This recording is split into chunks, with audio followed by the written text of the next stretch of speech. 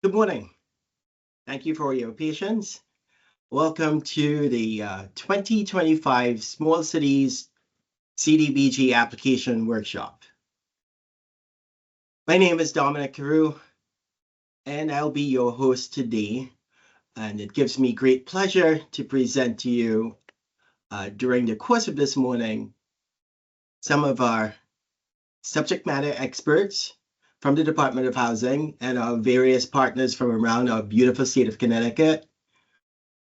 For those of you who have joined us earlier, you may have seen, you have seen the agenda floating across and the very faint sound of instructions. We apologize for that, but I hope you got the gist of it. Today, we have a very packed schedule for you and a slight change to the programming as anticipated.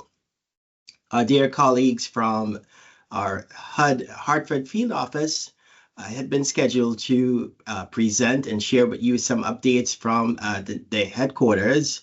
However, based on the current climate, they are unable to share any updates, but they will say hi to us, and they are in the room today. So we're very grateful that they are here. So thank you very much. And that would be Suzanne Piacentini and Phil McKeough. So on behalf of the department, I would like to welcome you all to this presentation today, this workshop, and also to remind you of some of our housekeeping, which you have already availed yourself to. But the one thing that I would like to remind you of is that your attendance for participation or application submission this year is again based on your attendance here. So you cannot be here for 2 minutes and be off of the call. We will be taking attendance, and this is mandatory participation of the application workshop in order to submit your application. Thank you again. And without further ado, I would like to turn this meeting over to our leader, Commander-in-Chief at the Department of Housing, our Commissioner, Sailor Mascara Bruno, to introduce us and welcome you to the 2025 application workshop. Thank you. Good morning. Thank you, Dominic. Good morning, everyone. I extend a warm welcome to all of those gathered here today, including all our municipalities, housing authorities, speakers, consultants, staff. Especially, I want to thank our colleagues at HUD, Suzanne and Phil. Thank you for being here. So we are all with you, and we hope that this process that HUD is going through won't affect us that much. Anyway, before, as Dominic mentioned, I'm the Commissioner for the Department of Housing, Sailor Mascara Bruno. And just wanted to highlight how important CDBG is. CDBG celebrated 50 years, and we hope that we can celebrate many, many more. The program provides annual grants on a formula basis to states, cities, and counties to develop viable urban communities by providing decent housing and a suitable living environment, and by expanding economic opportunities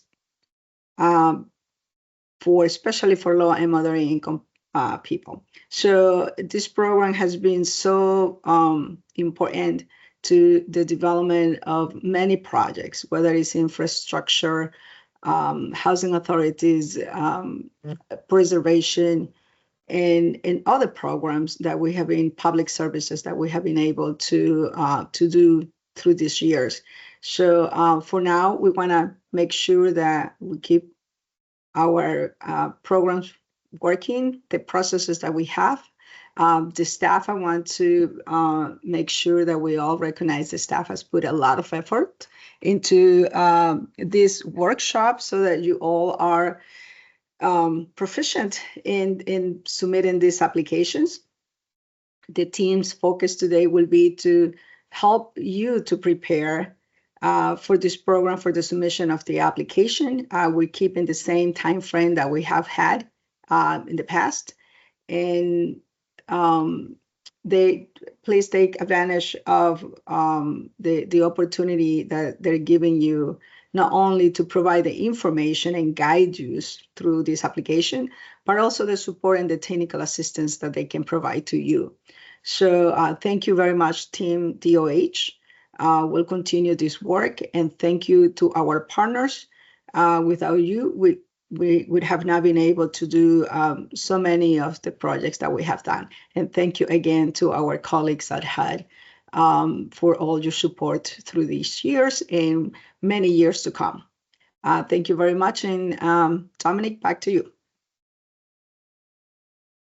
Thank you, Commissioner. As always, I appreciate you and your leadership in steering us to these, really treacherous waters at this point, but we really appreciate your leadership and support for our programs and our programming, particularly CDBG. Thank you again. Appreciate you. You're welcome. Okay, so as I mentioned earlier, and the Commissioner mentioned that our colleagues from the HUD Hartford Field Office, they are in-house but cannot really share any national updates. But I'd like to introduce to you right now Suzanne Piacentini. She'd say hello and a few words just to keep the things moving. But I appreciate just wanted you guys to know who she is and, of course, our part and their parts. Suzanne. Thank you, Dominic and Commissioner, and as you said, the entire DOH team. I'm going to turn this over to Phil, but just wanted to say, keep up the great work.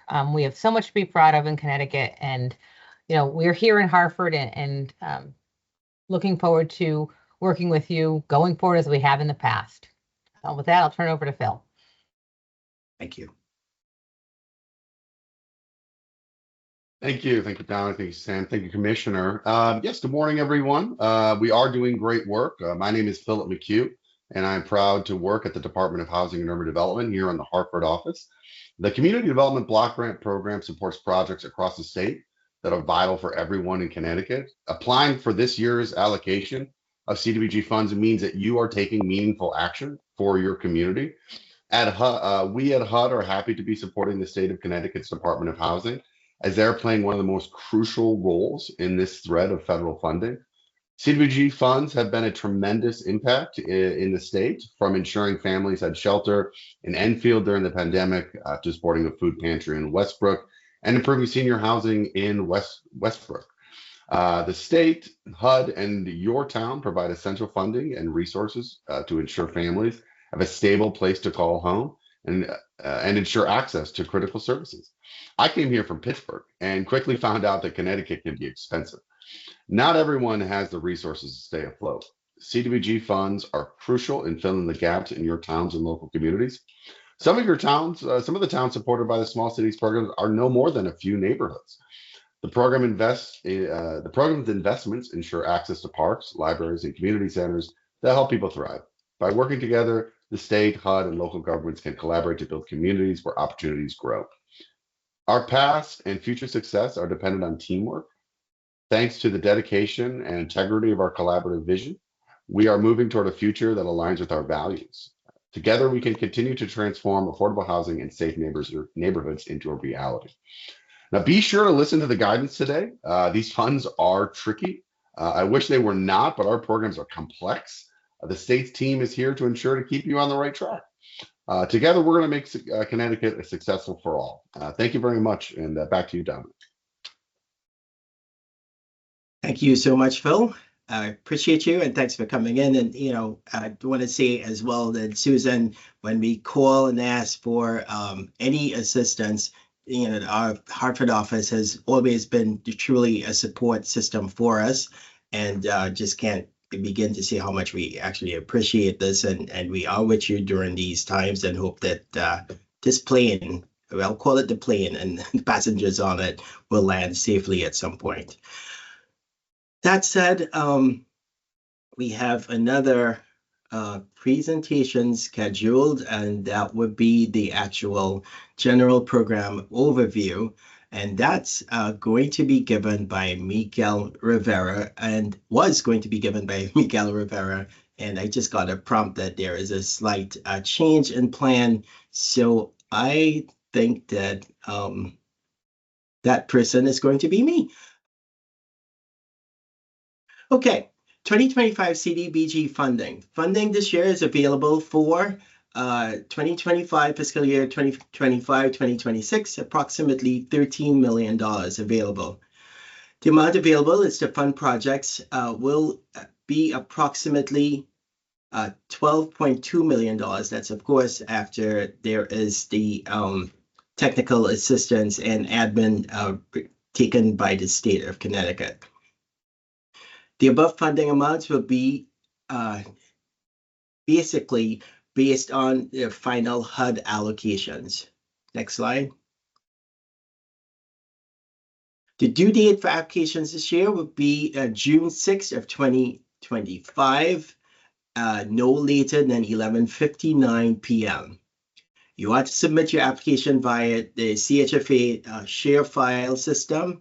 Their main webpage and login credentials will be provided based on the information you provide to us with the intent to apply.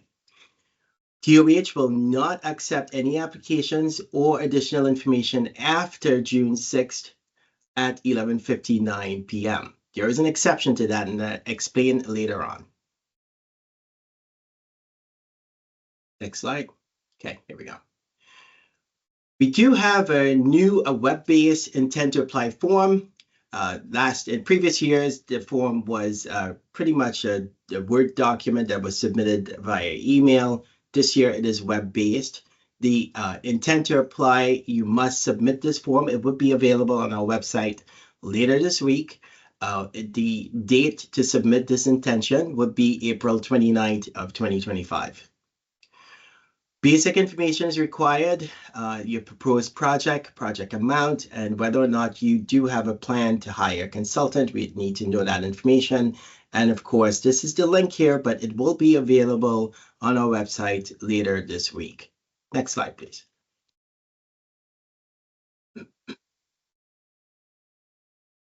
Our sister agency, CHFA, in conjunction with the Connecticut Department of Housing, encourages municipalities and housing authorities to partner to address the needs of our state-sponsored housing portfolio. Next slide.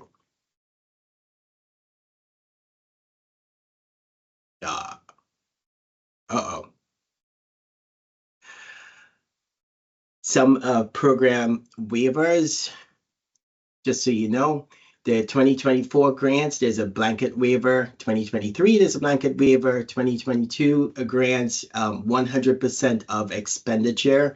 And you must also submit a pre-closeout certificate and the final semi-annual progress report by April 30th of 2025.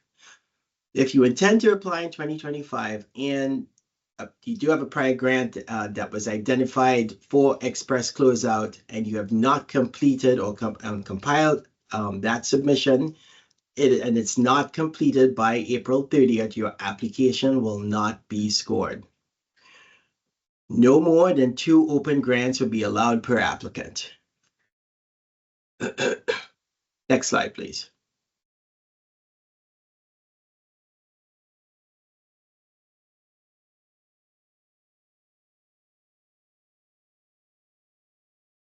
Administration costs are still restricted at 8% of the grant for $33,000, or whichever is lower. $3,000 maximum allowable for application development. $3,000 maximum available for the ERR development. Folks, pay attention to those numbers. You should not be paying any more, or I should say, you will not be reimbursed for anything more than $3,000 for the application fee or the ERR fees that are attached to them. Program costs are restricted up to 12% of the grant funds for all activities except public services, which we are not offering this year, this grant rounds. Drawers for non-hard costs should be kept to a few percentage points of their hard costs. I think everyone who has been part of the program do understand what we mean by this, which is you should not exceed, for example, it shouldn't be more than maybe 5% of your hard costs. Your soft cost drawer should not exceed that difference right there. We do anticipate earlier draws when you're setting up the grant and setting up the project that soft costs and admin will probably run ahead of construction costs. We anticipate that, but beyond that, beyond the early stages of the grant, it should run concurrently. Program income threshold under CDBG program, any revenue generated from revolving loan funds is considered PI regardless of the amount. Next slide, please.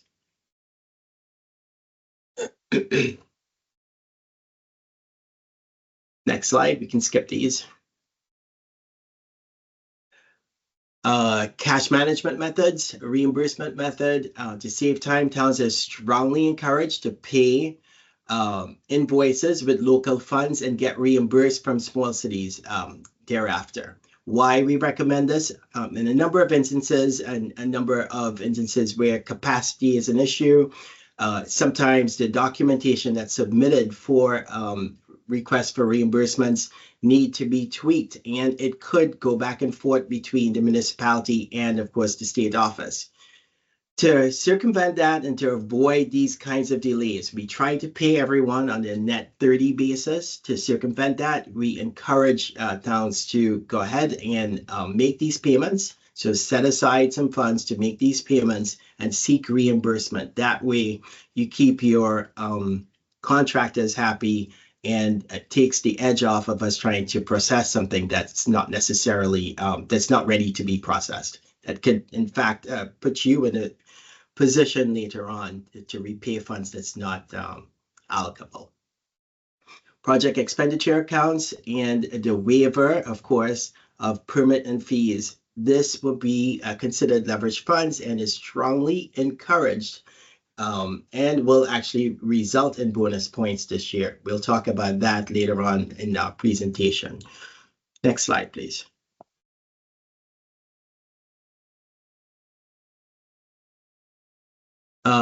All requests, let's see, for DOH prior to doing this survey, all requests for approvals must be submitted to DOH by April 11th. Late submissions may be reviewed at the discretion of DOH. I think my slide is slightly larger and I'm not seeing what's on the top, so I apologize for that. Survey methodology handbooks that outlines the survey requirements is posted on the website in a booklet format for your review. Independent surveyor must conduct the surveys. The certification date will be April 30th, 2025, and that will be used to determine your program income amounts. Next slide, please. Your Fair Housing Action Plan, Section 3, if applicable, must be submitted as part of your application. If you anticipate relocation, please submit a relocation plan for review. All payment requests must be to DOH for processing no later than April 30th to meet the spending threshold. Again, if you're intending to apply and you do have a payment outstanding, you do need to have that process before April 30th. That's the end of this month. Actually, today is April 1st. Budget extensions must demonstrate a need to extend the budget beyond the initial 2-year period. A lot of you tend to send in budget requests or for extensions without a letter. You do, just to remind you, you do have, the requirement is that you do submit a letter explaining why the extension is required. You must also request, what is this here?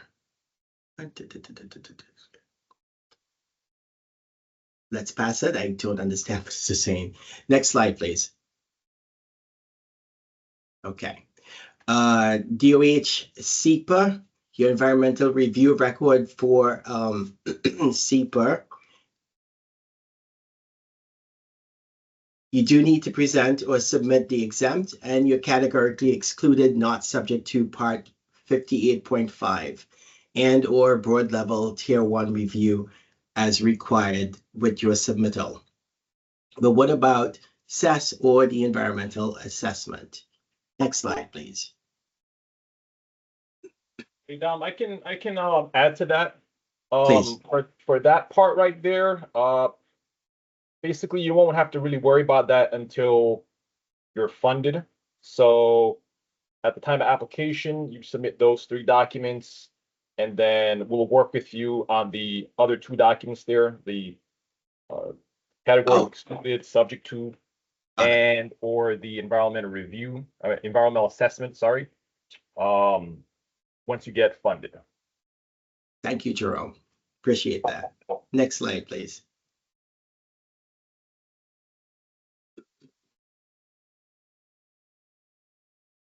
Okay, so to find information about this application, you'd go to the DOH's website, Small Cities Program, and click on the application 2025. To remind you, that information is those items will be there later this week. So check back later this week, and you will find the actual 2025 application, the handbook, financing plan and budget, application exhibits checklist, the application exhibits, the cost estimate, budget forms, survey methodology, and the environmental review guide. Those items will be up for your use by the end of this week. Next slide, please. Training opportunities for those of you, again, we do have a stricter measure this year, but we are offering, again, these Certified Grant Administrators training later this year. CDBG 101, or Part 1 of it, will be held from September 23rd to the 26th. And Part 2, which is the ERR Enhanced, Environmental Review Record Enhanced, which comprises of NEPA and SEPA. That would be between October 7th through 9th.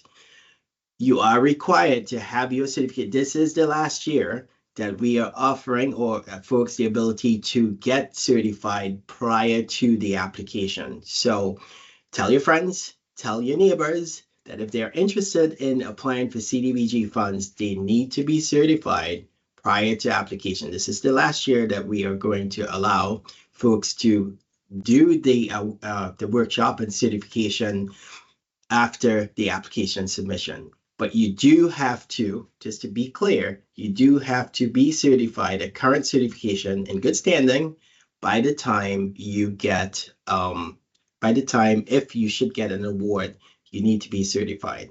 And for those of you who are wondering what's happened to your certificates for 2024, they will be to your desk by the end of next week. By the end of the second week of April, they will be there. So just wanted to let you guys know that. Next slide, please. Oh, I guess we're done. So thank you. And on behalf of Miguel Rivera, the department director, thank you for the program overview. We will take questions later on. I think there have been some coming through, but there have been some coming through the chat, and I think staff has been answering those questions as we go along. The next presentation we do have is National Objective and Eligible Activities, and that will be brought to you by Lilia Keltica, subject matter expert, and Laura Pineda. They will share with you some of the requirements for national objectives and eligible activities for this application process. Thank you.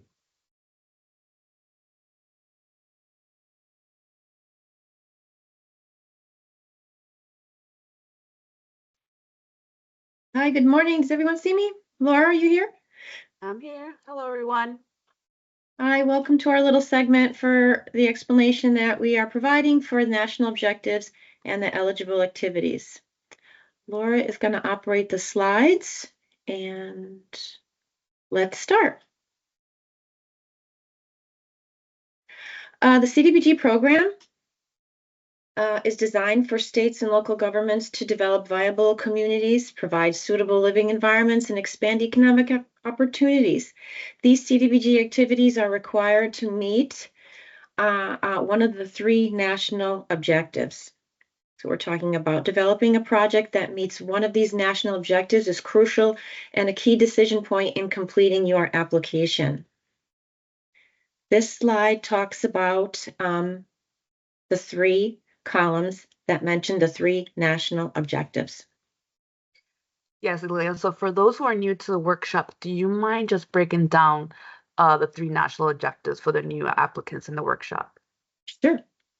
The first in the 3 columns in the slide, the first possible objective is mentioned as activities to benefit low to moderate income persons. According to the current HUD definition, low income captures individuals at 50% or below AMI. Moderate income captures residents that earn between 50 and 80% of AMI. This means that for CDBG and LMI persons has a total household income equal or less than 80% of the median family income for the county in where they live. These amounts are updated annually and published by HUD. For example, activities which benefit LMI persons can further be broken down by area benefit. This means the project takes place in an area where at least 51% of the people are LMI. Limited clientele, this means the project helps at least 51% as a direct benefit to the LMI persons. And of course, housing, as housing is a deep-rooted initiative here at CDBG. That's why we exist. The second objective is one that prevents or rehabilitates blighted buildings. It can further be defined as impacting an area basis or on a spot basis, projects that help whole neighborhoods or possibly just one blighted building. The final column, urgent need, is the last objective and allows funding for serious emergencies where there are no other plausible amounts of funding available. DOH seldom funds urgent need projects.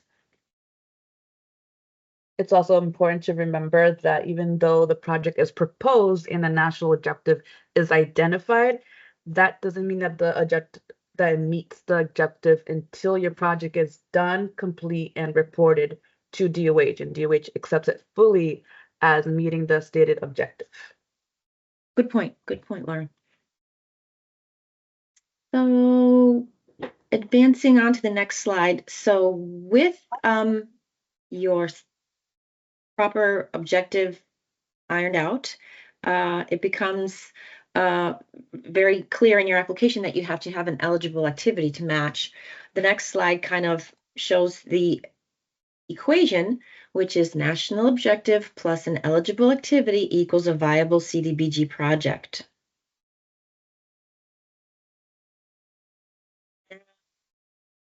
So Lily, this seems like a lot of obviously a lot of objectives. Do you mind? Yeah, this is a busy slide. Yeah, can you let our applicants know what is DOH prioritizing for the upcoming 2025 application? Yeah, I'm sure everyone wants to know this. So this slide does mention a lot of the eligible activities that we've funded these types in the past. Definitely popular uses of our funding.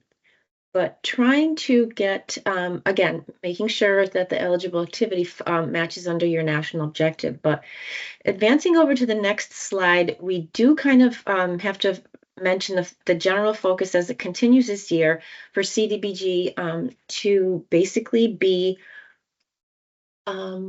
focused on SSHP properties, state-sponsored housing portfolio projects. That is the particular focus for this application year. Once the applicants get involved in the application process, they will see that there are bonus points available for different structures of how an SSHP will be able to get even larger funding. So the next slide kind of mentions SSHP phased projects. This is what the projects are called this year. we have changed sort of the name. We kind of refer to a lot of the SSHP projects that take part in the CDBG funding. They have been combined, they have been blended, and now we're phased. High dollar projects that work with CHFA would be a phased project coming in with a SSHP focus. Funding of up to $7.5 million would be available. The CDBG portion of the funding is $2.5 million. That is the most available from CDBG, and the remainder of the funds would be available in an application process that would work in tangent with CHFA. These are projects that have definitely been discussed with your asset managers from CHFA. You've ironed out a cohesive plan together with your asset manager, and know that the project would be a higher dollar ticket project and would take care of a lot of the needs of your complex that have been waiting or possibly have had to be split up over the years. And as you've had to approach CDBG for funding every year, possibly you would be in the position to get it done in one cohesive plan with the help of CHFA and their CONAP. There's a little note on the top of that slide that mentions the CONAP there's a deadline for the CONAP if you are going to be applying for their additional funds, and that's September 1st. When the project is applied for, the interesting fact is the CDBG money will be used first. And if there's an interest to know what we are considering like a phased project, there's many different scenarios, but the indoor work can possibly start before the outdoor work. You could split the units, possibly don't do all of them all at once, possibly split the phases of the work that needs to be done in certain parts of the complex. Certain areas, maybe you would split the work of the roof, maybe only address windows at a certain time. Or possibly if there's like a community room, a community building that you'd like to rehab, that would be done in different phases, where you would show in your cohesive plan to us that how CDBG would first work well to start off your project, and then the remainder of the money can come from CDBG. I'm sorry, from CHFA's funding that would work in tangent. Again, lots of scenarios. A lot of planning to do. Hopefully there are projects out there that are working well with their CHFA asset managers. Just a bottom note that says no new construction. Obviously, there's no new construction that gets paid for by our CDBG funds. On the next slide, kind of just mentions the public facilities and infrastructure improvements that we can also pay for. Sidewalks, curbs, water lines, city sewers, and also an interest, if there is, always to have CDBG available to pay for the removal of architectural barriers. And that's been an interest in some of the town structures, town buildings. We're getting kind of to the end of our... Can you let's get over the ineligible activities for those in attendance? Yeah, this is kind of a funky slide that just mentions we never pay for political activities or anything associated with that. Again, new construction is not available use of CDBG funds, and buildings too, we don't usually fund buildings that generally conduct a general government business, but then of course we did mention that the architectural barriers can be, the removal of architectural barriers can be paid for out of CDBG for a government building. But advancing to the next slide. We kept it short and sweet this year, Sure. folks, but if you need a further breakdown on the national objectives and all the eligible activities, you can visit the DOH website and locate the CDBG grants manual, and the link will be available in Chapter 7 of the manual. Thank you. That's it for us. Thank you to Dom. Thanks, Tom. Thank you, Lilia. Thank you, Laura. Appreciate your tutelage here with the national objectives. A pretty dry topic, eligible activities, but you ladies always are able to deliver with some clarity exactly what is needed. Next up, we're slightly running behind, so we're going to pick up the pace a little bit. something that you are all familiar with, but it is hugely important, a very important part of the process, citizen participation. We can't stress enough how important it is to get your communities mobilized to understand what it is you're doing. It should never be a surprise that you're undertaking or applying for CDBG funds, and folks should be traditionally on board with what you are proposing, what the funds are there for, and what you're proposing to do. I couldn't hand it over to more capable hands than Mr. Mim, subject matter expert for citizen participation. Thank you, Jerome.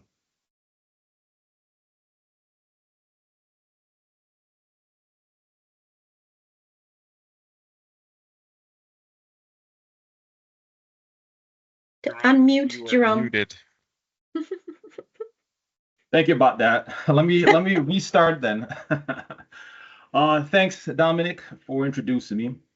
And good morning, April Fools, everyone. My name is Jerome Mim, and I've been working with you all on the Small Cities program for the last 10 years. So I'm just going to cover our citizen participation requirements this morning. And just to make it short, I'm just going to refer to them as CP requirements. So let's get started.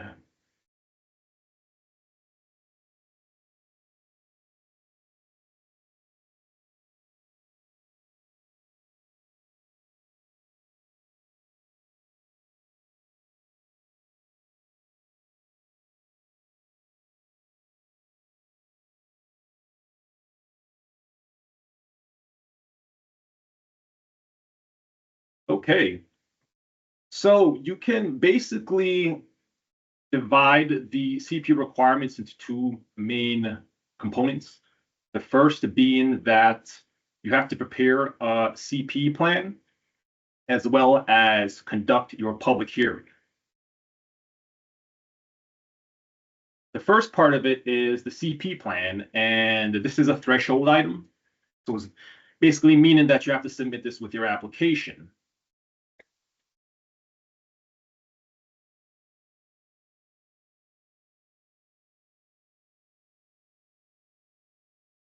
So the purpose of this plan is to get the town to consider how they're going to get their residents involved in the process. And because we've had complaints from residents that the town never included them in the planning process of the application. So we want to ensure that the town actually thinks this through, and hence for the plan here. So you want to make sure that the plan contains these items here. And as you can see, it's pretty comprehensive. We really want the town to think through these items here. But we actually were kind enough to include a sample plan in our CDBG grants management manual. So that's located on our DOH website. So definitely go and check it out there just to make it easier on yourself. Now, the second part of this is actually holding the public hearing. So each applicant would be required to hold at least 2 public hearings, each at a different stage in the program, to offer citizens an opportunity to comment on the town's proposed activity and the community's housing and community development needs. The first public hearing must be held before the submission of an application to DOH.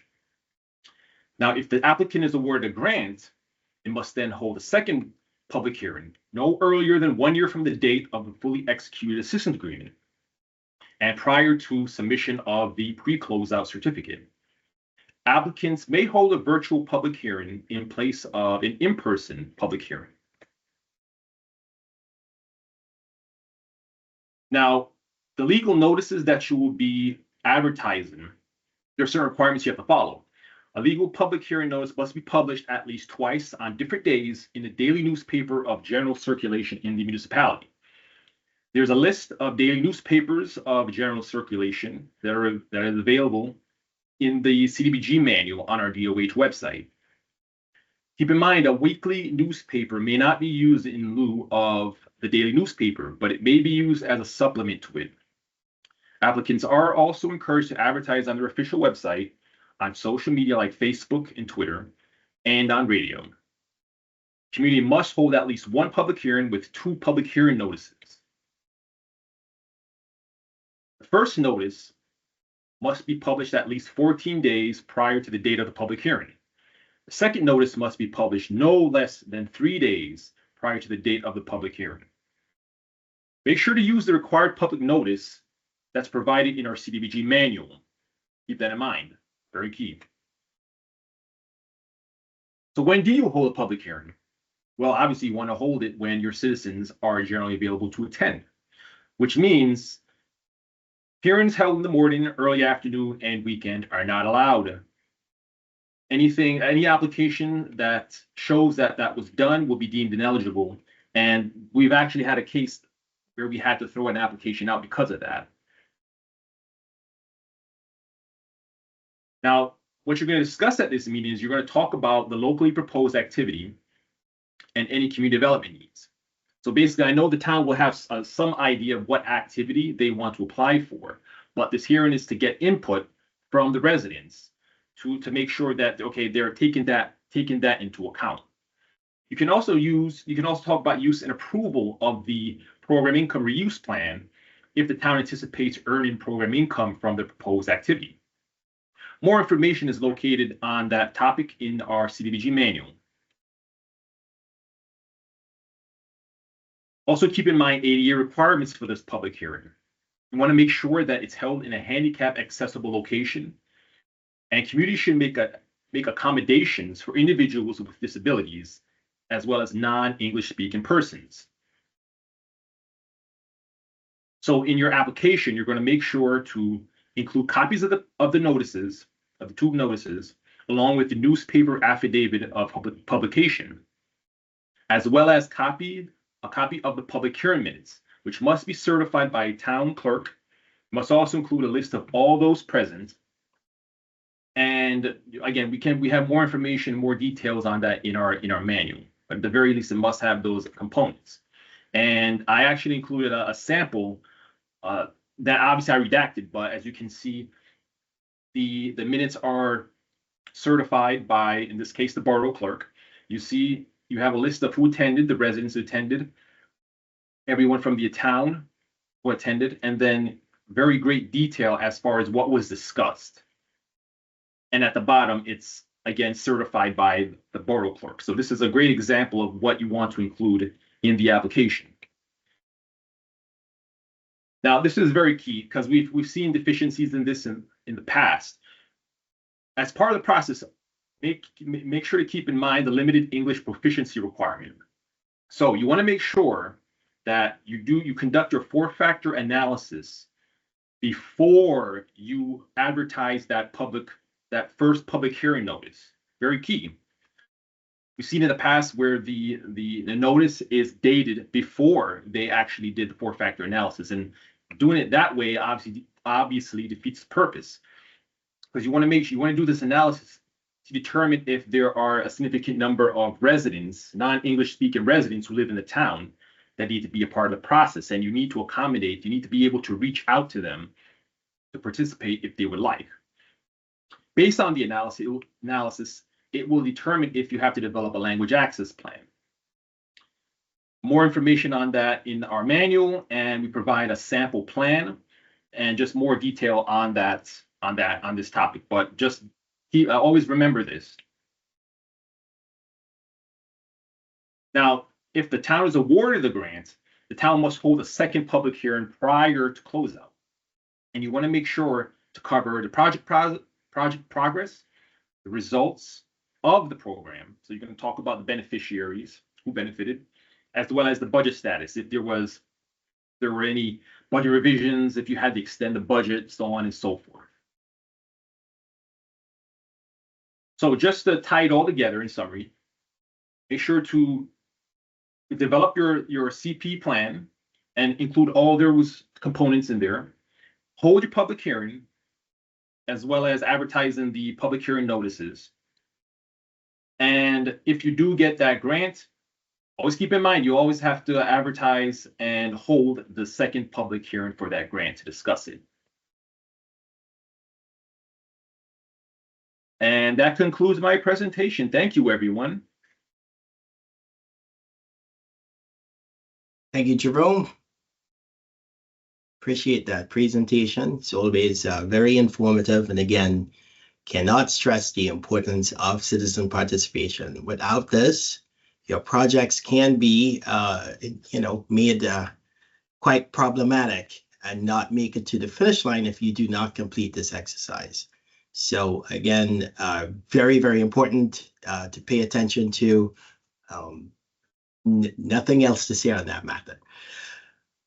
Up next, actually, it's a good time for us to take a quick attendance. For those of you in the meeting, I need for you to put your full name in the chat box and submit. Thank you right now. Done. While you folks are doing so, up next, we do have, not sure if he's back yet, Miguel Rivera, who would Hi, present. Dominic. Yes. This is Paul Jorgensen speaking. I did have a conversation with Miguel this morning, and I will take the environmental review portion. Excellent. Well, thank you so much for that. I see we are pivoting big time today, and I see that we are able to do so, which is great. So, without further ado, I'd like to introduce to you Paul Jorgensen, and he is our newest Architectural and Technical Services Manager, and he would present on Mathila's behalf the presentation for the environmental review, things you should all know. Paul, thank you. Thank you, Dominic. Good morning, everyone. Paul Jorgensen. I'm with the Architectural and Technical Services Department at DOH. I am presenting, I guess I'm the third in line here. Dr. Mathila Chakraborty is out on maternity leave, and presenting her slides originally was going to be Miguel Rivera, but I certainly have, I understand the presentation, so I will be presenting it. I don't have a doctorate in environmental sciences. However, I will run through the slides with everyone. Keeping us on track, there will be a time for questions after the presentation, and also there are frequently asked questions that will be part of the presentation. The environmental review is an analysis of the impacts of the project on the environment and the environment on the project. So it goes both ways. Under Part 58, the responsible entity certifying officer becomes the responsible federal official. For NEPA responsibilities, this is the National Environmental Protection Act. Funds cannot be committed, obligated, or expended prior to completion of the environmental review. The responsible entity must create an environmental review record with verifiable resources and document findings. So we get into the responsible entities. That is the unit of local government. In some cases, it can be a tribe or the state. The certifying officer evaluates the environmental record, is responsible for the scope and the content, makes an environmental finding, and hopefully not, but can go to court in a lawsuit.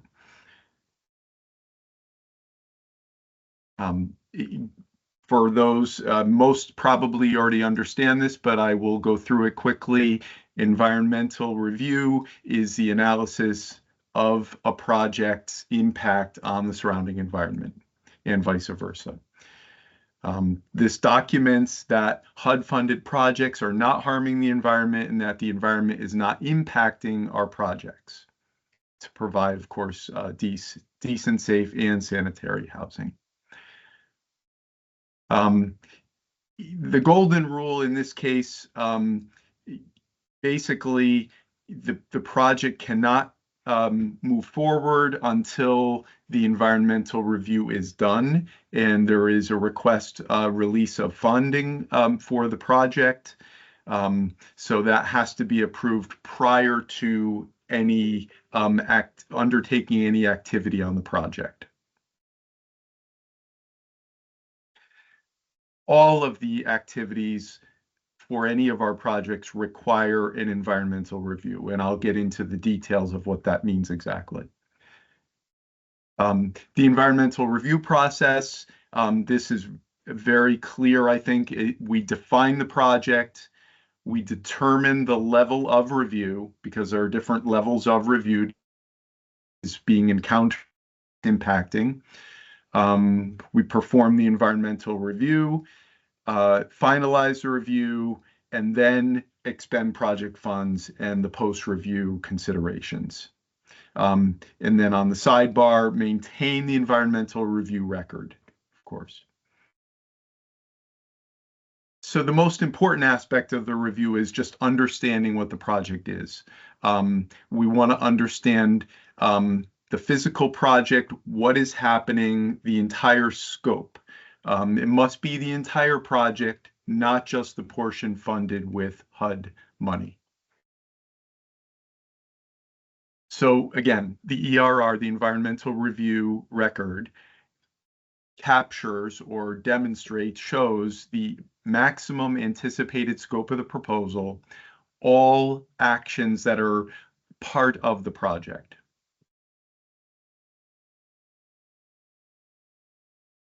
Part of the documentation is including maps. So we're always looking at different types of maps, flood maps of the project. Sometimes they're natural diversity maps, where we have letters of correspondence and approvals and required permits, local. Again, process for floodplain and wetland management. We do get into environmental professionals doing phase 1 and phase 2 reports for the projects. And of course, we want pictures of the site and renderings if available. Mitigation and monitoring. If mitigation measures are required, they would be part of this. DOH staff will be monitoring responsible entities for this compliance. So these are the levels of review that we talk about in our environmental review record, starting with exempt, moving to categorically excluded, not subject to Part 58.5. There's a categorically excluded subject to 58.5, environmental assessment and environmental impact statement. Oh, sorry. Have to go back. There we go. Exempt activities. So there are, you still submit the environmental review record, you prepare it. Some activities will be categorized as exempt, and we go no further. Environmental planning and design costs, information and financial services, administrative management activities, public services with no physical impact, inspections, purchase of tools, insurance, technical assistance, payment of principal and interest, temporary assistance for disaster. Those would be some of the exempt activities. Categorically excluded, not subject to activities would be tenant-based rental assistance, supportive services, operating costs, economic development costs, non-construction, pre-development costs, maintenance, and supplemental assistance. Categorically excluded subject to activities include, and again, here we're defining them narrowly with the physical impacts, acquisition, leasing, and disposition of vacant land or existing buildings with no change in land use, acquisition or leasing of public facilities with no change in land use, removal of barriers, important that restrict mobility and accessibility. Accessibility is one of the things that we do obviously look for and we fund. Rehabilitation, repair, and improvements to public facilities, and non-residential buildings with no change in land use. Multifamily residential, no change in land use. Single-family residential, no change in land use, a density of less than 4 units. The environmental review record must contain well-organized written record of the process and determinations made under this section.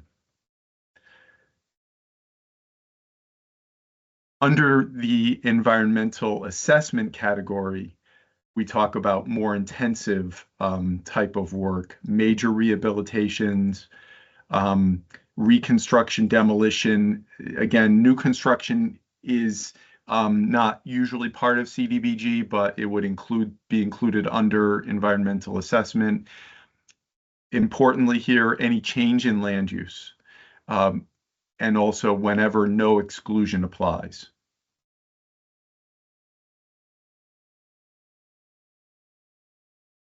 Moving on to the highest level of review, environmental impact statement, you would, and very few projects get to this level, if there are findings of significant impacts, projects affecting 2,500 plus units, which we typically do not see,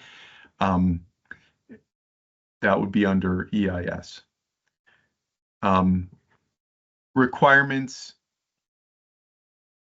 for our checklist, essentially, flood insurance program, Coastal Barrier Resources Act, airport runway clearance zones, and then our checklist, we go through the number of, and you're going to hear about some of these today later in the presentation, but Clean Air Act, Coastal Zone, Contamination, Toxic Substances, Endangered Species Act, Environmental Justice, explosive inflammable hazards, farmland protection is always reviewed, floodplain management, of course, national historic preservation, both at the state level, State Historic Preservation Office, and also tribal historic, noise abatement where applicable, sole source aquifers, wetlands, Wild and Scenic Rivers Act, and radon. Tribal consultation is done during this process as required. And again, it is done government to government, meaning it is typically facilitated by the Department of Housing. There is a consultation, there is a notification and a 30-day wait time. And then the applicable tribes can weigh in on the project. And where do we go for more? We have in this presentation several of the websites that are applicable for the information. HUD Exchange is a great website for environmental reviews, Part 50 and 58, and all of the different things I just went over here in more detail. Again, resources on the HUD Exchange. You can get into the detail of all the resources that we just mentioned on the checklist. And additional resources through the Connecticut portal are also available. And with that, I will turn it back to Dominic. Thank you, Paul. I guess we have scheduled a question answer session at this point. Anyone with questions I know Paul's not the expert, but he certainly did a very good job here explaining. And any questions on the environmental review? Raise your hand and we'll allow you to ask that question.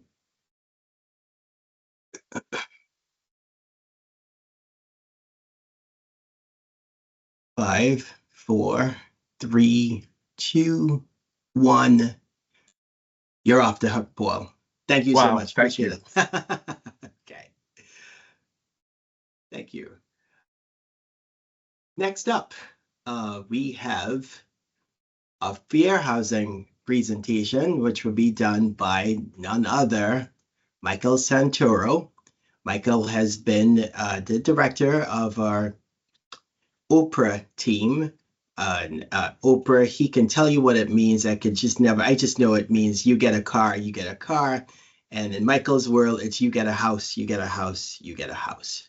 Michael, without further ado, please share your information on fair. Good morning, Dominic. Good morning, everyone. Thank you. I do not have a PowerPoint presentation because there are no changes to the fair housing section of the small city CDBG application. We have consistently requested the same information in the same format. I want to say for the last about 5 or 6 years now. If you have questions about anything in the section, please do not hesitate to reach out, but continue to do what you've been doing. We've had no issues. We've had no concerns or questions throughout the process. Again, for the last, I want to say 5 or 6 years. Fair housing is very straightforward. Either you have taken the necessary steps and you documented, or you haven't. We do treat past and new grantees differently. Please review the application materials themselves, but there are, again, no changes from last year's application. Any questions or concerns about that, please ask now, or again, reach out through the CDBG process, and we'll be happy to answer any specific questions. I see no hands. I see no concerns. Have a great day. Go ahead, Miguel. Dominic.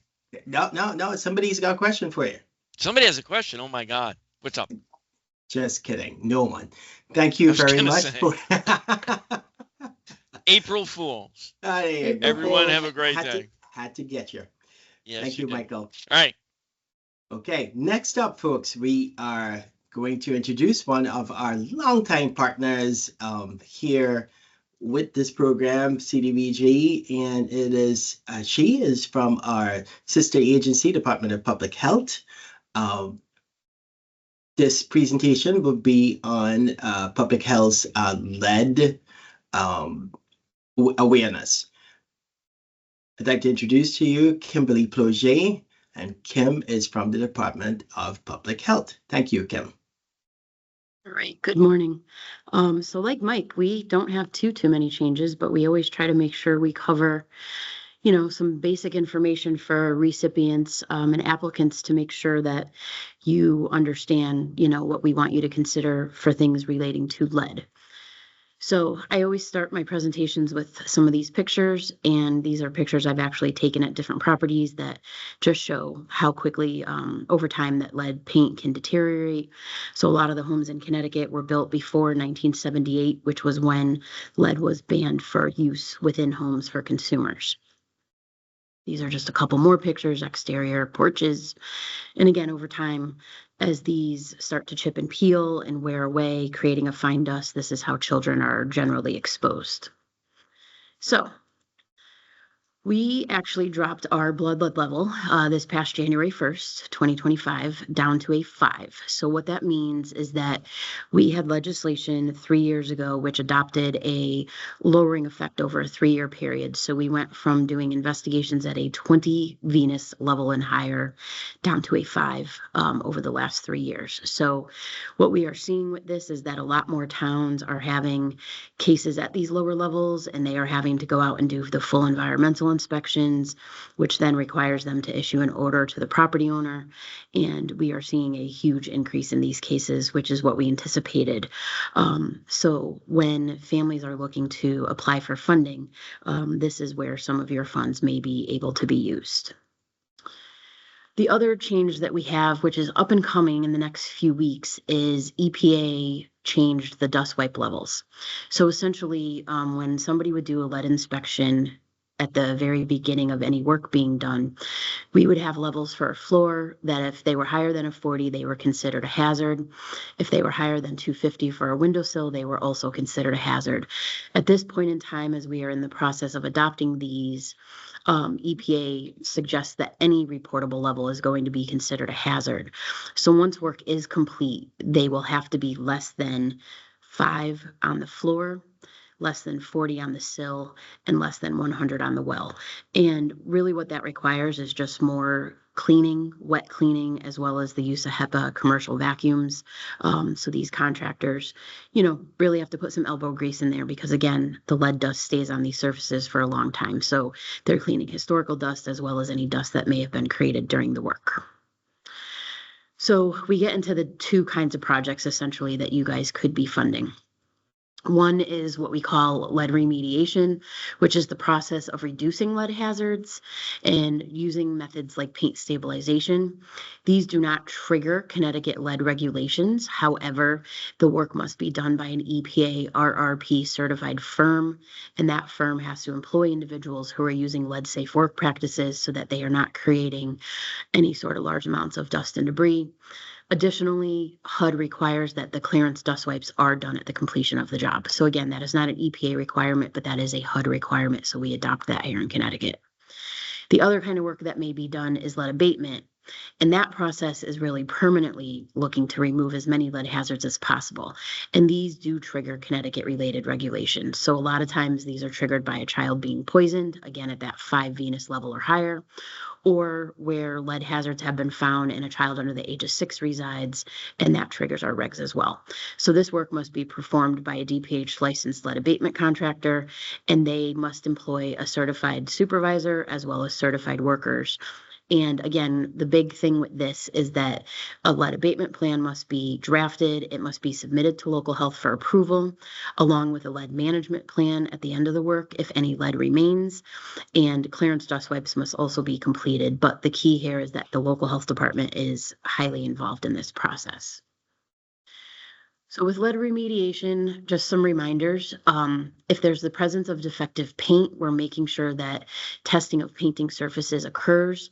Like I said, all defective surfaces shall be remediated by an EPA certified firm. That certified firm must employ workers and supervisors who have completed a lead safe work practice course. HUD used to have its own course, and this was replaced by the EPA RRP course.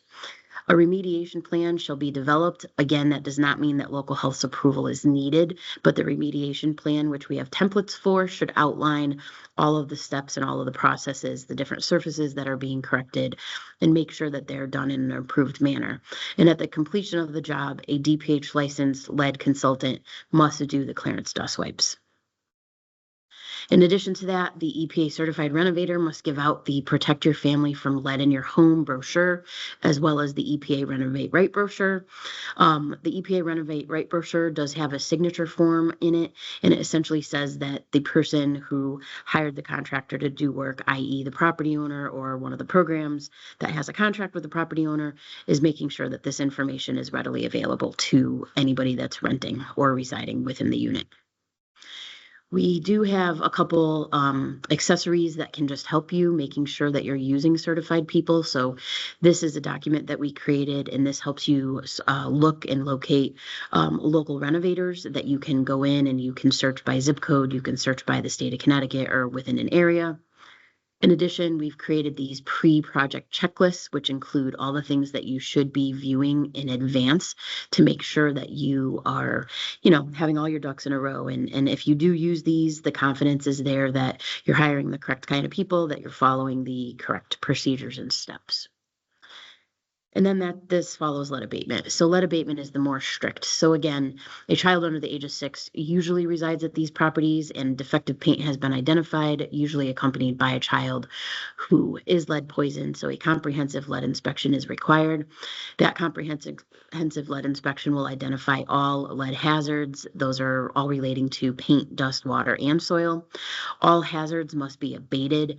This oftentimes does include replacement of movable and friction surfaces of windows, as well as chewable surfaces.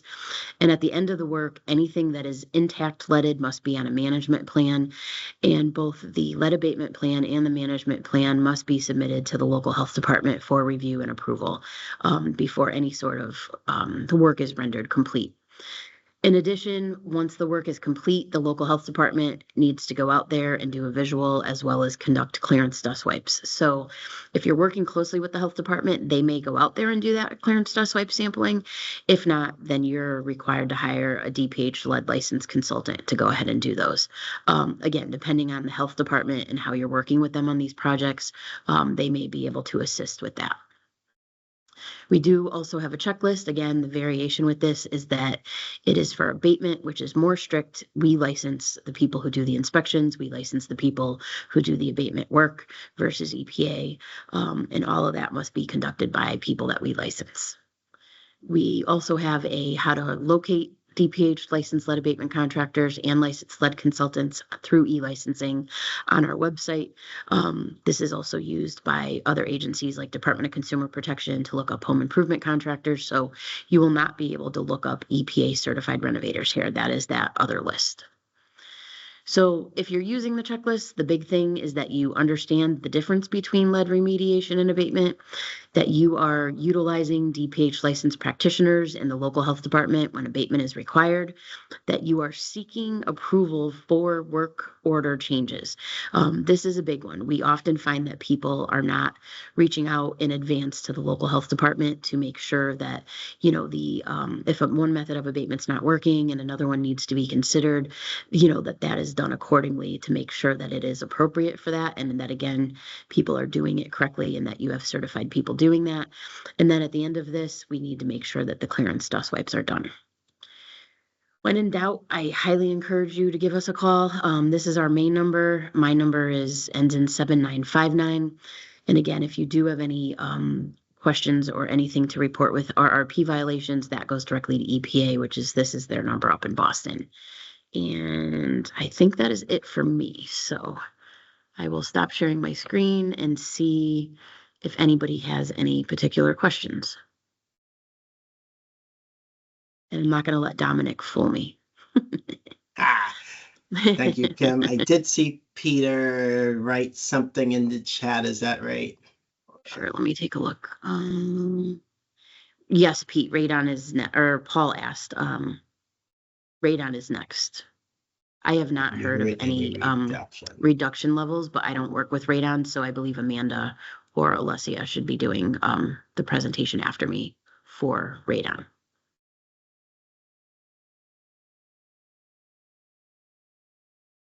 Thank you so much, Kim. Yeah, somebody did put in the chat, and I don't know if this was for me.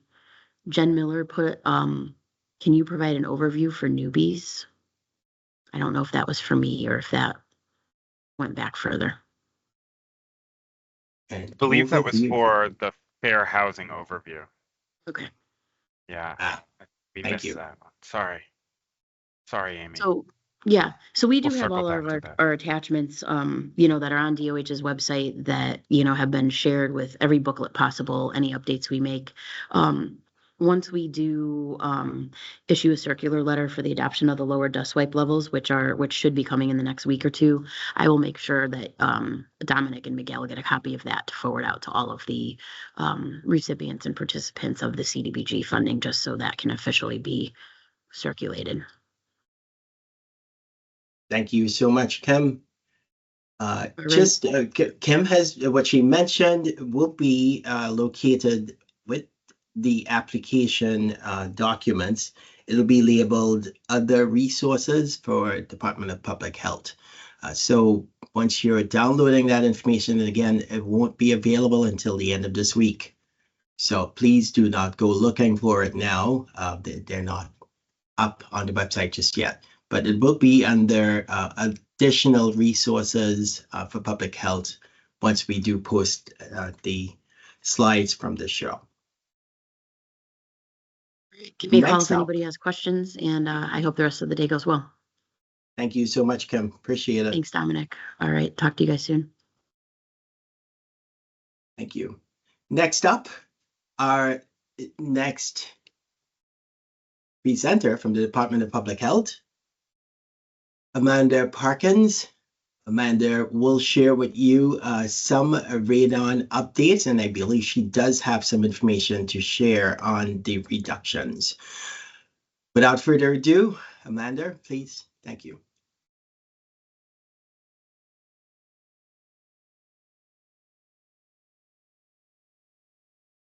I don't believe Amanda is in just yet, but I'll tell you what. We are ahead of time and scheduled to go on break next. So why don't we, the time is now 10:28. So why don't we just take a quick break, be back in 15 minutes. So 10:45, and we should be able to start with Amanda at that point. So thank you all, and we will take a 15-minute break from this point on. Thanks. Okay, welcome back, everyone. Thank you for your patience. I believe we are all set and ready to move on to the next segment. And this is the presentation scheduled for the Department of Public Health. Amanda Parkins, she will be presenting on radon updates as it pertains to this application process. Good morning, Amanda, and we're going to turn it right over to you now. Okay, good morning. Thank you. Give me just a second here. Make sure I'm on the right screen.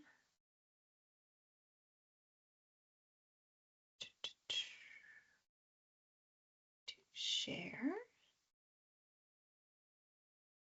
That one. Sure, I shared with sound. Forgive me just a second. Include sound. Here we go. All right. Well, yes. Good morning, everyone. My name is Amanda Parkins. I am the coordinator of the Indoor Environments Unit in the Environmental Health section at DPH, and I still help oversee the radon program. Also joining us on this call is Alessia Frasco. She has taken over most of the day-to-day work with radon, so she will start showing up on these presentations and in email communications more often going forward. So we're going to do a brief radon overview to kind of cover a lot of the basics that you may or may not already be familiar with, but as a refresher nonetheless. So over the next several slides, we will discuss what is radon, how does it enter a home or a structure, what are the health effects, and we're going to cover some radon measurement and mitigation basics. What is radon? So radon is a naturally occurring radioactive gas. It cannot be detected by our senses, so you can't see, smell, or taste radon. And it is found all over the US, all over the world, in all types of buildings, those that are old and new, those that are drafty and well sealed, and those that have and do not have basements. It's a common misconception that a home that does not have a basement cannot have a radon problem. Radon is one of the nation's most important environmental threats, one that places people at risk in their own homes. Radon is the leading environmental cause of cancer, the leading cause of lung cancer in non-smokers, and the second leading cause of lung cancer overall after smoking.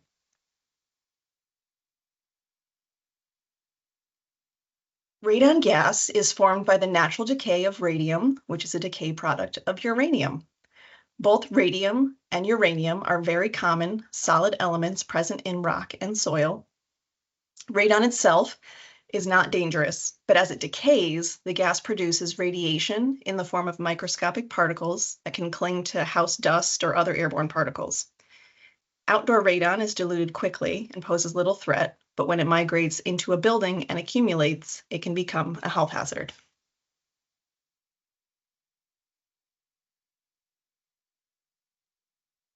I'm now going to share a short video to help you visualize the invisible.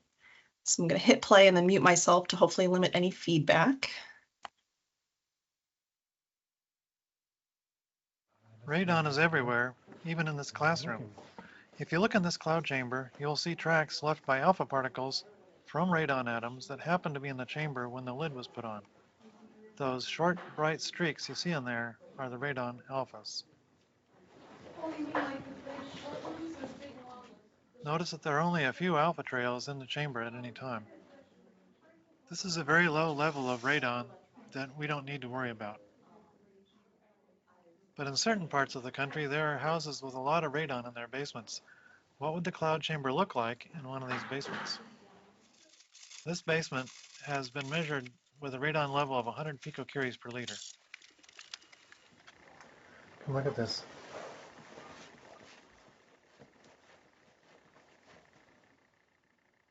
Oh my God.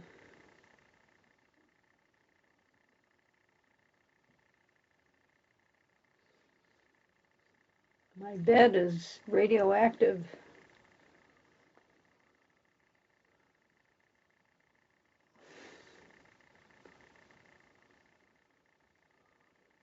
I've never seen anything like that before. You're Okay. So we talked about what happens as radon decays. So like I said, during the decay process, gamma and alpha radiation result. Gamma is not the greatest concern in this scenario, but rather the slow-moving, bulky, relatively speaking, alpha particles, which can pack quite a punch to sensitive lung tissue. Alpha particles can't pass through the outer layers of your skin, but they can be inhaled and affect the bronchial cells and the upper airway of the lungs. And apologies, this picture is a little blurry, but I think you'll get the point. Pictured here at 100 times magnification is the plastic chip from an alpha track detector, so a radon test device. This detector was exposed to a radon level of 4 picocuries per liter for 3 months. A picocurie per liter is a unit of measure for radiation. The spots you see on this chip are pits created by the alpha particles as they contacted the plastic chip. Now, if they can do that kind of damage to a rigid plastic chip, imagine what happens to your sensitive lung tissue. Where is radon found geographically in Connecticut? So radon levels vary for many reasons. Ultimately, it's pressure differentials, which we'll touch on in a future slide. But some of those influencing factors can include weather, wind, temperature, geology, and building construction, just to name a few. There was a data mapping project that was completed in partnership with DEEP some years ago, which is what's pictured here on the screen. And it helps to show an area's potential for elevated results. It may be hard to see here, and apologies if anyone's colorblind and this doesn't come through well, but most of the state is a dark yellow tan color. This indicates that about 22% of homes tested had an elevated radon level. This is pretty similar to the state average as we know it of 26%, or about 1 in 4 homes. Orange and red areas have higher potential at 33% and 48%, respectively. So how does it enter a home?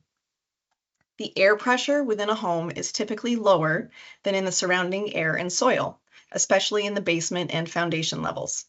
As warm air rises, it creates the need for makeup air, wherein soil gases are drawn into the home. In this way, a home acts like a vacuum via what's referred to as the stack effect. The driving force is negative pressure.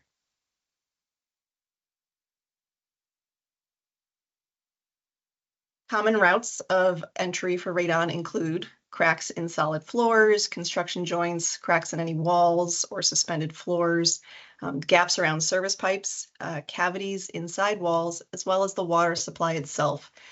Homes and buildings served by private wells are also at risk of having radon enter the home through the water supply. Health effects. Radon is classified as a Class A carcinogen. As such, prolonged exposure to elevated radon levels increases a person's risk of developing lung cancer. There are no immediate health effects from exposure, and radon gas itself does not cause any symptoms.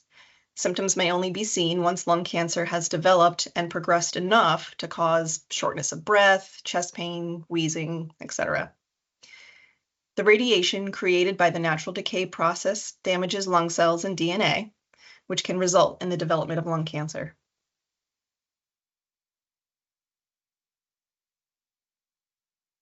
In 2022, lung cancer accounted for about 30% of all lung cancer deaths.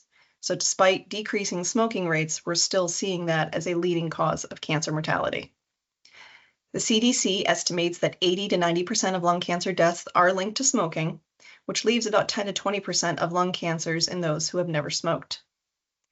Radon is estimated to cause about 21,000 lung cancer deaths per year, which is about 58 people per day. We're going to quickly highlight some measurement and mitigation basics. So, worth noting here, the Environmental Protection Agency's established action level for radon in air is 4 picocuries per liter. It's important to note that this is not a health-based value. This was established some time ago based on current mitigation techniques and what was reasonably achievable. For reference, the average indoor level is 1.3 picocuries, but that's a US average. And the average outdoor level for comparison is 0.4 picocuries per liter. So never zero, but quite low regardless. And for comparison, the World Health Organization has a more conservative action level of 2.7 picocuries per liter. There is no known safe level of radon, that is ionizing radiation. At levels of 4 or higher, EPA recommends measures be taken to effectively reduce radon levels, thereby decreasing the risk of developing lung cancer. They go a step further as well and recommend additional testing and or mitigation for homes whose results are between 2 and 3.9. Testing is the only way to know. Because radon originates from rock and soil and geologic formations are not uniform, and due to all the variables in house construction and occupancy patterns, one home can have elevated levels while the house next door does not.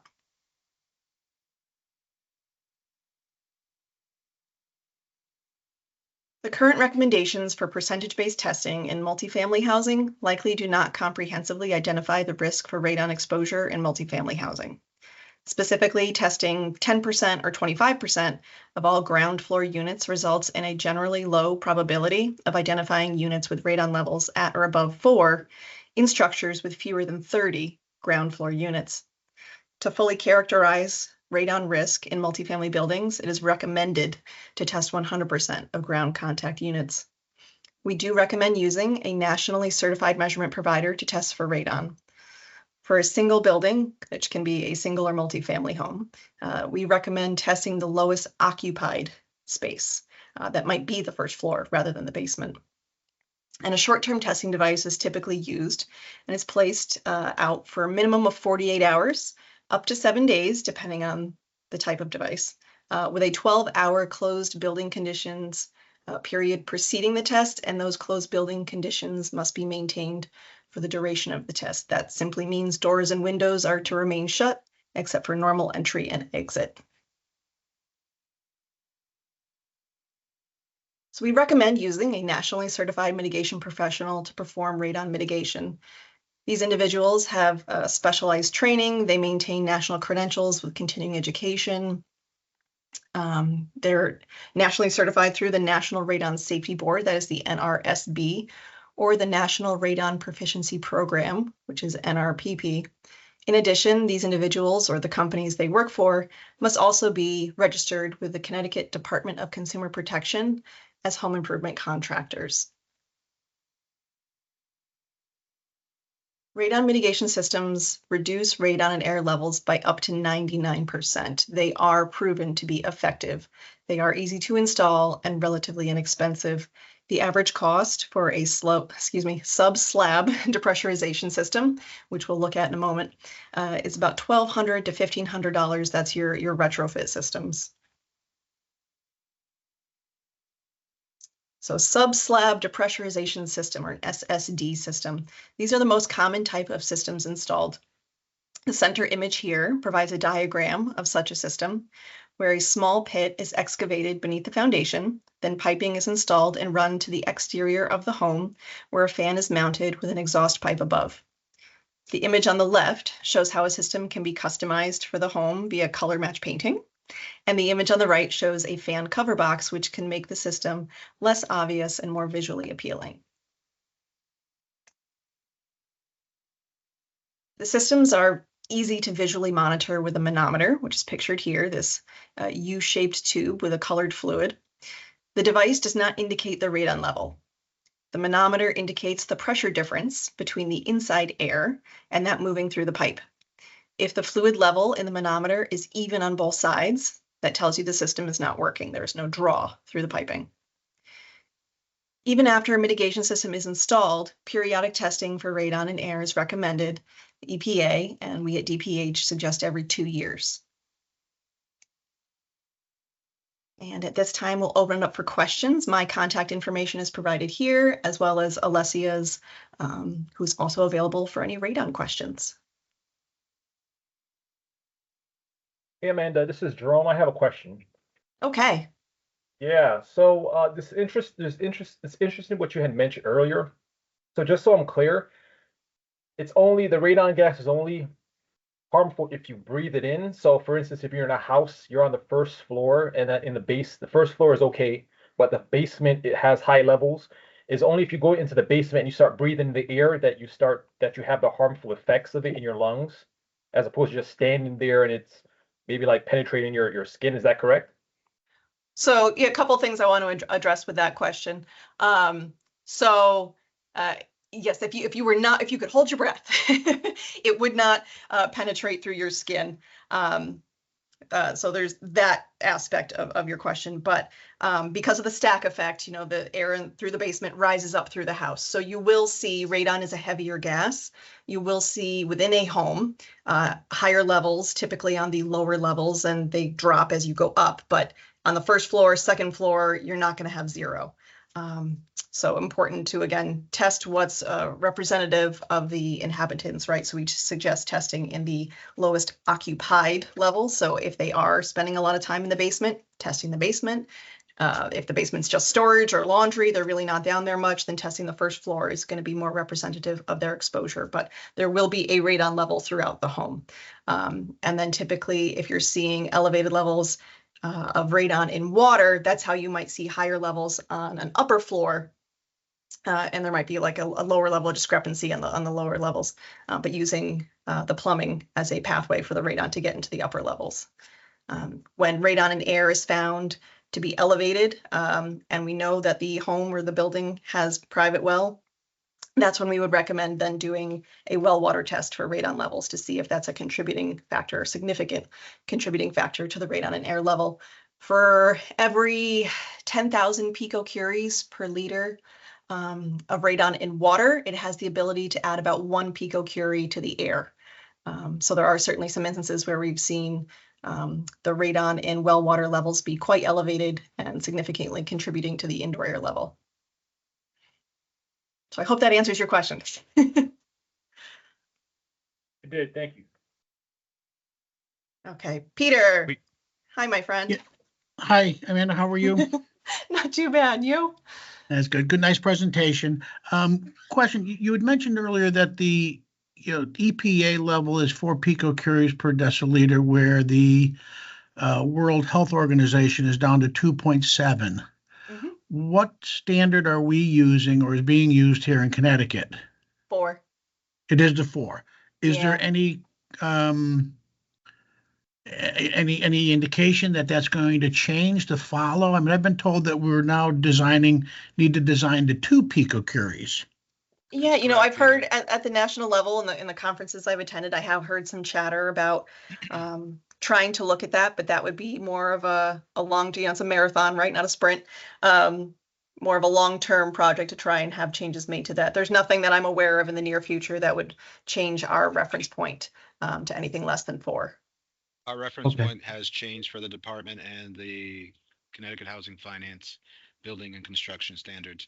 We'll follow. That's a great question, Peter. We'll follow up with additional information under the FAQs. Okay, so then, Miguel, are you saying that 2.7 is the design standard at this point, or that may be modified? It's modified from the 4.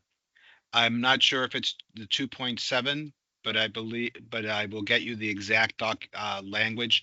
It just came up for us in less than the last 30 days. Okay. But we will follow up with that. I appreciate it. Thank you. No, that was a great question. Thank you so much, Peter. And Amanda, thank you. And I see one question in the chat here from, hello? Oh, sorry. So I see I'm a sorry, question in the chat from Amy. Is there a danger of drinking water with radon exceedances? What are mitigations for radon in water? Still, the primary concern from radon in water is lung cancer. There's much less supportive data for development of GI cancers and things of that nature. Mitigations for radon in water, there's two ways to do it. Aeration, which is the only effective way for levels at about 10,000 or higher. And the other option is GAC, so your carbon filtration systems. And our state guidance level for radon in water is 5,000 picocuries per liter. Thank you. I see Helen Muniz. I unmuted you. Go ahead, Helen.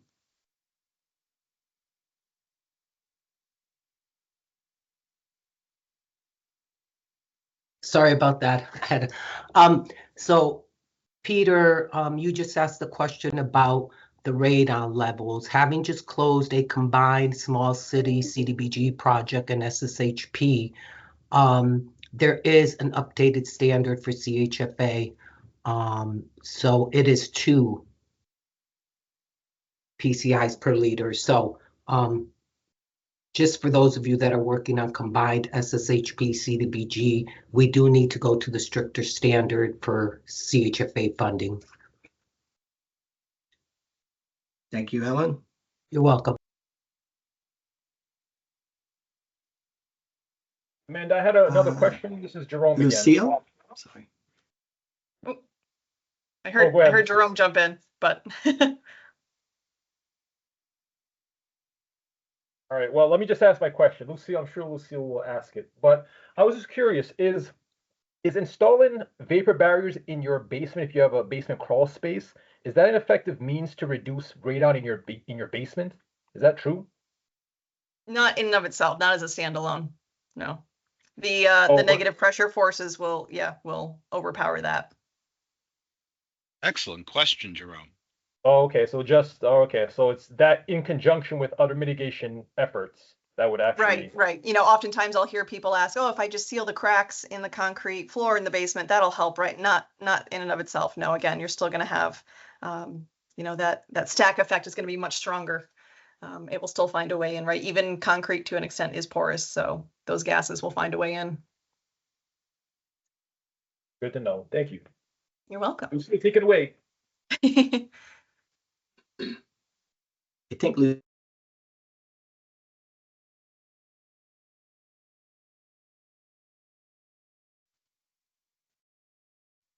okay, I guess not. Well, Amanda, thank you for that really very informative presentation. You can't my see pleasure. radon, obviously, but it's very helpful to that video really brings it to life and a very clear understanding of what to look for. So thank you again for that informative presentation. Of course, and as an aside, the program typically does offer radon test kits for individuals performing this type of work with these grants. But we definitely recommend, if you need test kits, reaching out sooner than later. Supply and demand being what they are. But yes, that is something we do offer when we have the test kits available. So definitely don't hesitate to reach out to myself or Alessia, and we can work to help you out with that. Excellent. Thank you for that reminder.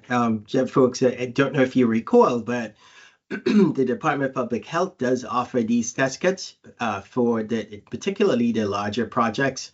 If you do need to, and you are required to run radon testing, so reach out to either Amanda or Alicia for information on those test kits. That, of course, helps with the cost savings. Every little bit helps.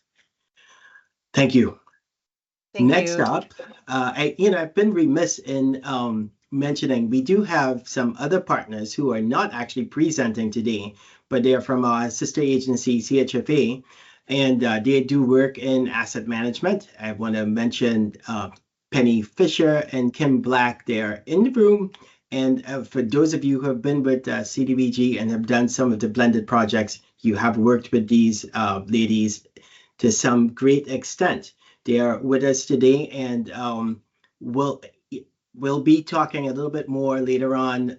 You'll hear from Paul who will share part of the ATS presentation, some information about the not blended, I'm sorry, the phase projects this year and what the expectations are.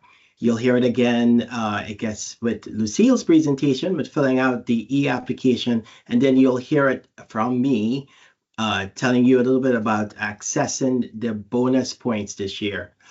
So keep that in mind. And without further ado, I'd like to introduce to you this gentleman, well, reintroduce. He was on earlier talking about the environmental review requirements. And this is our ATS team, Architectural and Technical Services. And today we have Paul Jorgensen and it's, oh my God, Simeon, who is going to be presenting on procurement, some environmental information, construction documentation, accessibility, green energy, and all those wonderful things that are anticipated with your drawings and specs part of the application. Thank you, gentlemen. Thank you, Dominic. We are just a few minutes early, but that's okay. We can start with this this section. This is CDBG Technical Compliance Overview. Again, I'm Paul Jorgensen with the Architectural and Technical Services of DOH. And with me for part of this presentation will be Simeon Stevens. So we're going to go over a number of items here today. And again, these are all requirements for the CDBG application. We already talked some about environmental, but we have a few other things to note in this section. We talk about construction documents, project development, budget, accessibility, again, procurement and energy and green building.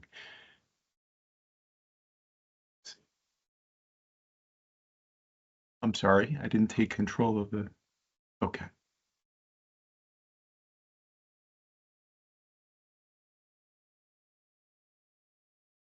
And this is the, wanted to put a face to the names in our department. So we're growing department, a lot of work on not only these applications, but others in the office.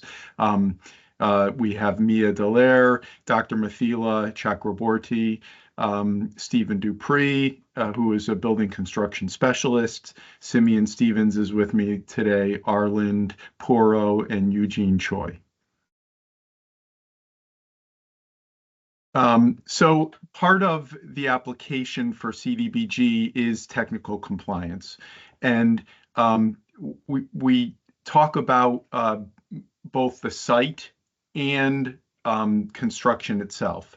So we'll start off by site. We're looking for location maps. We're talking about zoning, floodplain. We also talk about environmental site assessments, which was mentioned in the last section. What was not mentioned previously are hazardous material surveys, which ties directly into the previous discussion on lead abatement and other hazardous materials, such as asbestos. Also, with the site is, again, the State Historic Preservation Office. They have a determination letter whether it affects historic property or not. We need a capital needs assessment for the project. Interior and exterior photos, of course, local planning and zoning and related approvals. So those all deal with the site directly and existing buildings. In terms of construction for the proposed project, we require, and this is where Dominic mentioned, we do have a two-phased approach this year. If it is a DOH only project, we require 90% construction drawings and specifications with the initial application. If it is a phased project with CHAFA funding as well, then we will accept, well, we want to know that in advance. So we want to know that at application time that this will be a phased funding project between DOH and CHAFA. And if that is the case, then we will accept 40% or design development drawings with the initial application, with the understanding that when the CONAP with CHAFA is submitted, then 90% drawings are due at that time. So that is the one distinction between a DOH only and a phased project with DOH and CHAFA funding. And Dominic and I and others can definitely field questions afterward if you have any about that phased approach. We certainly, with the initial application, we want a project development budget with cost estimates and procurement plans and contracts. And then lastly, any information about the energy efficiency and green building strategies for the project. For this presentation, I will talk specifically about the items that are in yellow here. These are the items that we at DOH accept in the application and review. So in terms of that, for the site and building, we're looking mostly at the environmental and the hazardous materials, and then we jump down to construction and the documents with the application.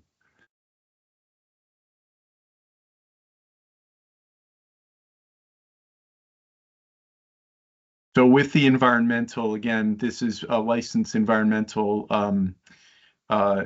firm that would prepare site assessments starting with a phase 1. So they would do the phase 1 of the site.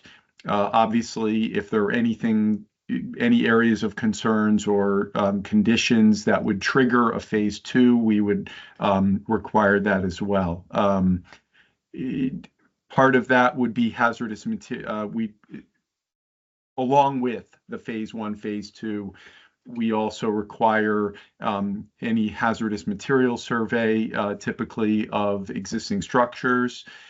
So we're talking again about lead-based paint, asbestos, radon, lead in soil directly outside the building, lead in water, PCBs, mercury, and these other areas, so that you would work with your licensed environmental provider, a professional, on what's required in the hazardous materials survey.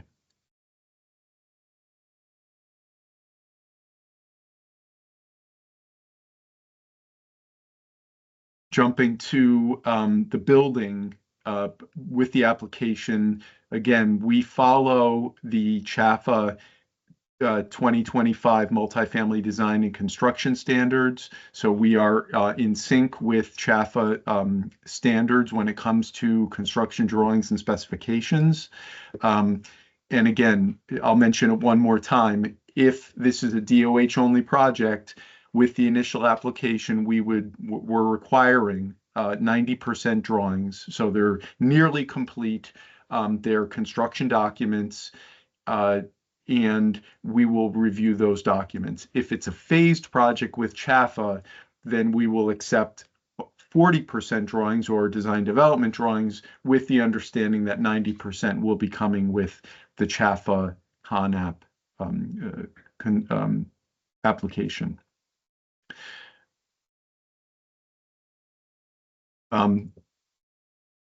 Accessibility and adaptability. There are milestones that have been part of the program since for years and years. These are not new. Any new construction, which we do very little of in CDBG, it's primarily alterations and renovation projects. We are meeting UFAS. This is a uniform federal accessibility standards, which is similar to it's an ANSI standard. It's similar to ADA in the Connecticut Building Code. There are some slightly different language in the UFAS for number of dwelling units that are accessible, and also hearing and visual impaired units. One of the points I wanted to make here before I go much further is when we say adaptability, there in the building code, there is a it gives allowances for adaptability, meaning the unit can have some items that are not on day one fully accessible items. At DOH, we take the stance that there's such a demand for accessible units throughout the state that we would like to see the units fully accessible from day one with very minor allowances for adaptability, such as there are cabinets in kitchens and bathrooms that can have fronts on them that can be removable for knee space in kitchens and baths. That would be acceptable under adaptable, but everything else needs to really meet accessibility on day one. All the clearances, the heights of things, everything should be accessible for a type A or UFAS accessible unit. There are levels of renovation that are talked about in the program. Substantial renovations, which is 75% or more of the replacement cost. Basically, new construction standards shall apply for this in the UFAS. And then there are other slightly lesser where single elements of the building should be made accessible, and that's even with smaller portions of the building being renovated. And if you have any questions about those different standards, please reach out to us. One of the things we look at with accessibility, it starts from the site itself. So this is an example of parking at buildings. We want to see handicap spaces. We want to see accessible routes from handicap parking spaces through the site, sidewalks, curb cuts. All of these must be identified by the civil engineer, often with the project application, with the plans that show that you can get onto the site and then you can get into all the buildings, and that we're meeting the number of spaces and also the routes that go into the buildings themselves. And of course, the UFAS, and we're saying UFAS type A, which is ADA adaptable units. Again, we want to see all the clearances at the doors. We're looking at clearances in the kitchens.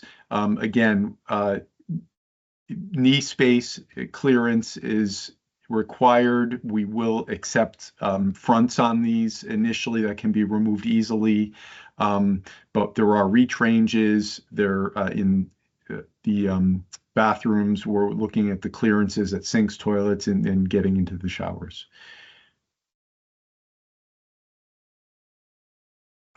With project development, we want to see a breakdown of not only general costs, general administration costs, architects and engineering soft costs, but also obviously the construction. And the construction is summarized in the application, but it also has different trade items that we go through. And the more information, obviously, the better your application looks, because you're working with a design team on providing these costs or these estimates for the project. And we look at this closely to see if it's realistic, especially, and estimates are never easy, especially in this climate where construction materials are going up in cost. And so there's a bit of inflation and has been over the years. We still want to see as detailed a breakdown as we can with this. And this not only gives us an idea if the project's realistic or not, and it's being accounted for properly with its estimate, but also we will use these as the project moves forward to compare and see, are we accounting for everything? We want to avoid change orders during construction. We want to look at these estimates and say, okay, in this project, do the plans match up with what's being reported in the estimate? are they accounting for these different trades and construction items? So we look at this closely, and again, some projects come in and with very little information here, and we really stress that the more information, the better the application looks to the technical services department.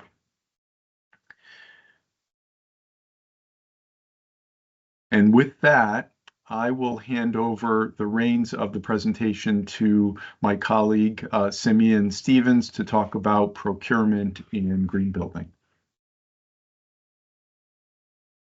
Okay, thank you so much.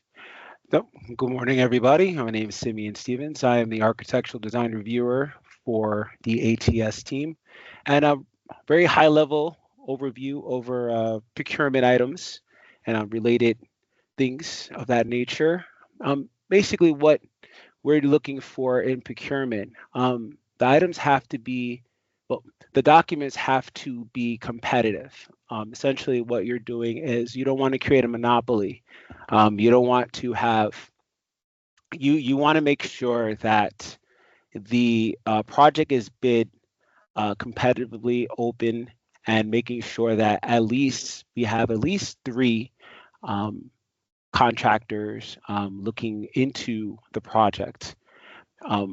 Basically, what we want to make sure is that the documents are advertised in a major daily newspaper, and also that when you're looking to send out the bid documents, if you want, you can also send it over to us, and we can review it to make sure that it's meeting the criteria, like state and local criteria.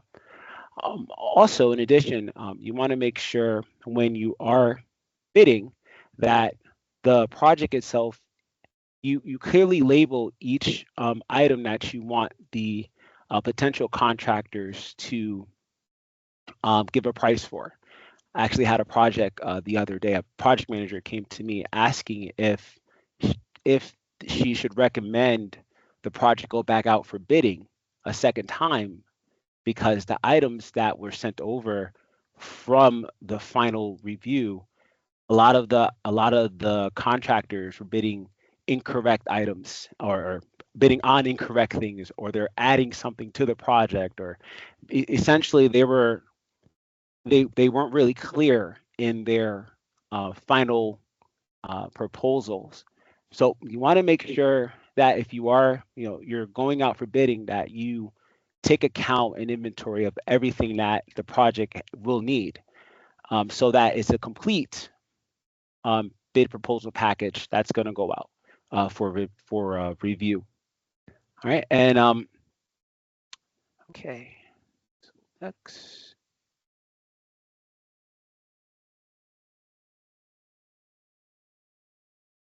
Okay, so what's happening now in our nation?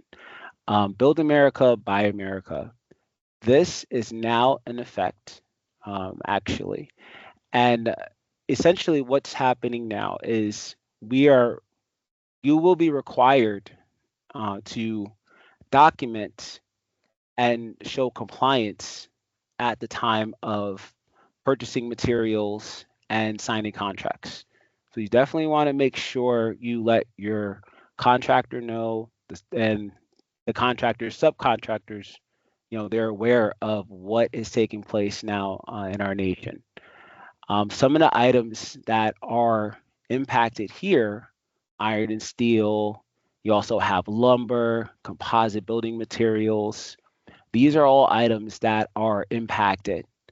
So make sure that, as I said, they're aware of what's taking place. And, if an item is not shown to us and you're out of compliance, that can also delay funding from our department. So make sure that you're up to date and you're on track with this. Very, very important. Okay.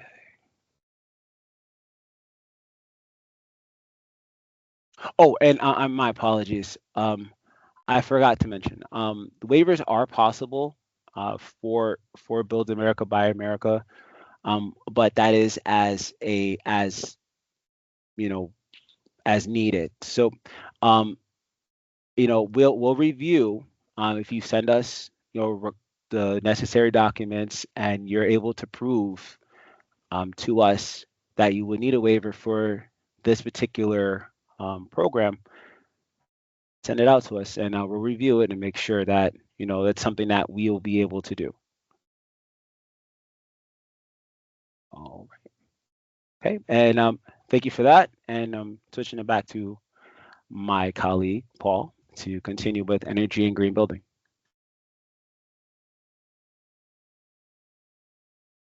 Thanks, Simeon. This part of the presentation, this just final section, really hasn't changed over the years. We do have a checklist for energy efficiency. So if there are energy upgrades, energy conservation, we will give it bonus points for that. Renewable energy on site, for on-site solar, whether that's rooftop or ground mounted. And of course, with any renovation, water efficiency and energy efficiency, sustainable site management, whether that's stormwater or lighting, we take that into account with a point system. Low emitting materials is a typical as well. And again, this goes in, well, this is a separate item from the BABA program that Simeon just talked about, but there are companies that will document low emitting materials that we can confirm it for compliance. So we do look at energy efficiency in a number of categories, from energy to products to utility agreements and participation. So that's really the last part of our technical compliance presentation.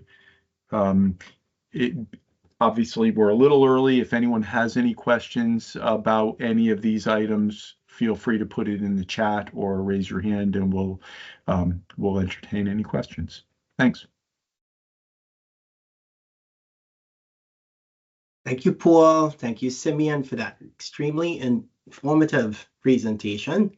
I know you folks are all still wondering, and clear enough, the phasing of projects, but I think there'll be more questions as to how to access those points and really how to maximize opportunities this year. You will hear about that. It's coming up really soon. Next up, I don't see any questions in the chat. You guys have been good today. Oh, wait, spoke too quickly. Here comes Mr. Tester. On the Buy American, Made American slide, I thought it said infrastructure, but obviously it's going to apply to public housing as well. Yes, and we'll include that also. Hi, Peter. This is Miguel. Yes, please understand that the BABA Build America, Buy America Preference Program was a Biden administration program that was enacted and is now being, the time clock was to start implementing in 2025 for a lot of the community planning and development programs. Given the buy preference, the tariff situation, we don't think that this program will be going away under the current administration.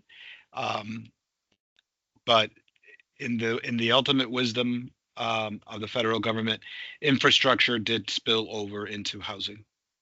Okay, so it is applicable for public housing modernization. Yeah, we will provide you some more information for that.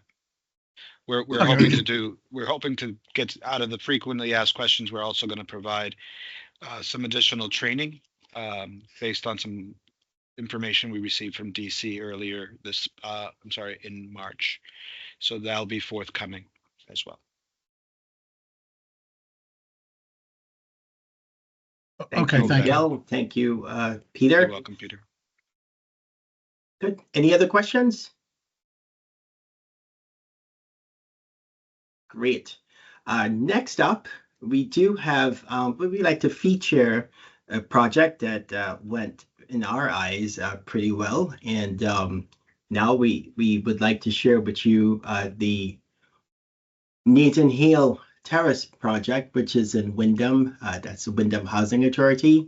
And that project was prepared for you by Megan Burnett of Community Consulting, one of our prime consultants that has been working on CDBG projects for many years. Without further ado, I'd like to pass this presentation on to Megan.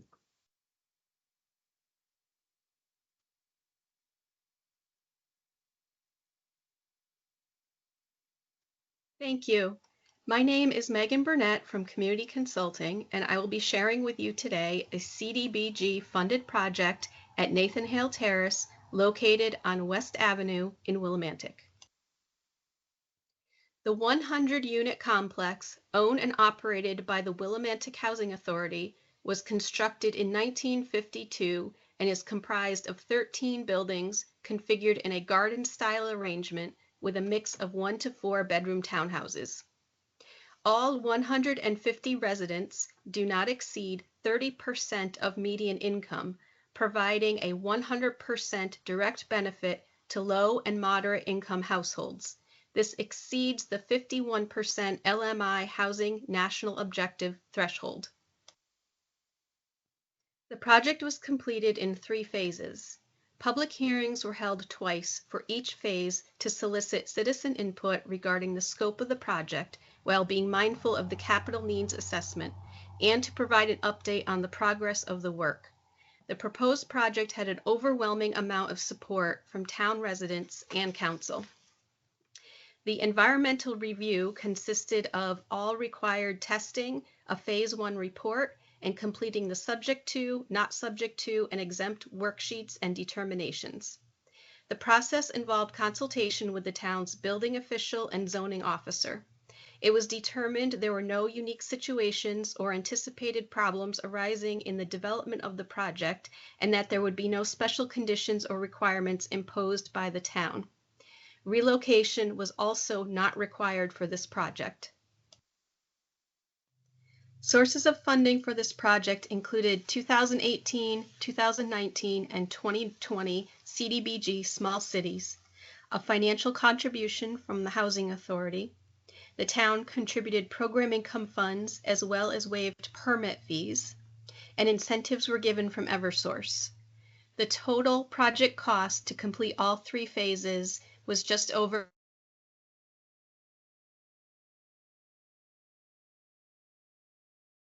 We've lost audio. Please hot pause. water Oh, audio's back. Thank was you. imperative.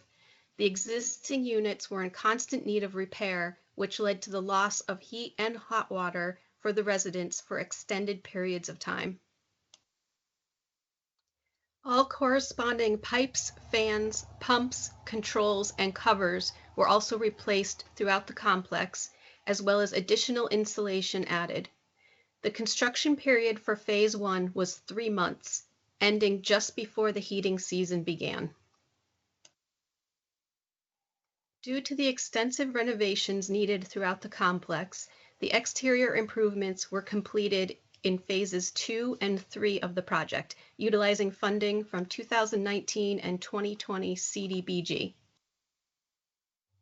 All of the components included within Phases 2 and 3 had exceeded their useful life and created a safety and code issue. The scope included new roofs, ridge vents, fascia board, gutters and downspouts, vinyl siding and windows, insulation, porch assemblies and railings, and exterior LED lighting. Also included was electrical service replacement, new distribution conduit throughout the units, meters, and unit load center. A few additional notes about this project.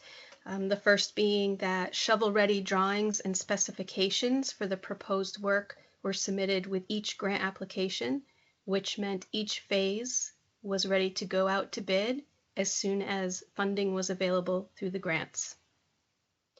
The contractors were able to bill for stored materials because they provided the proper insurance coverage and photographs as backup when billing. The 2018 and 2020 budgets were completed on time. The town did require an extension for the 2019 budget due to the unfortunate material production and delivery delays we all experienced from the pandemic. Change orders were kept below 2% as a whole through all 3 phases of the project. And as I mentioned earlier, there was a great deal of support for this project, and we have 2 community members who asked if they could share a few words with you today. Martha, we just did some redevelopment on the property. What are your thoughts about it? My thought is they do a good job. I love the what they did in the window, in the area. Beautiful, perfect. Great, thank you. My name is Avery Lenhart, and I serve on the Board of Directors for the Willimantic Housing Authority. The renovations at West Ave were just wonderful.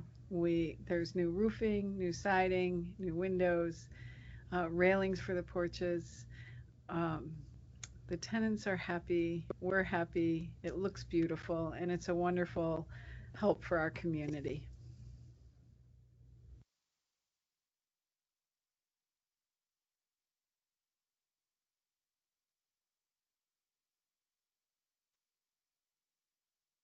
Thank you, Megan, for that really nice presentation on the Nathan Hale Terrace project.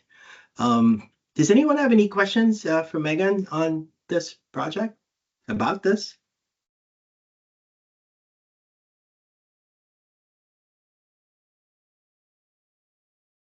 I just wanted to ask, were there any lessons learned, good, bad, and different, that where we could have improved on in making the project more efficient for you?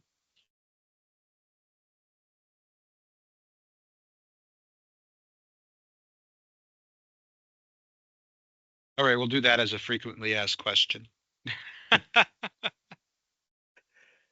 Thank you.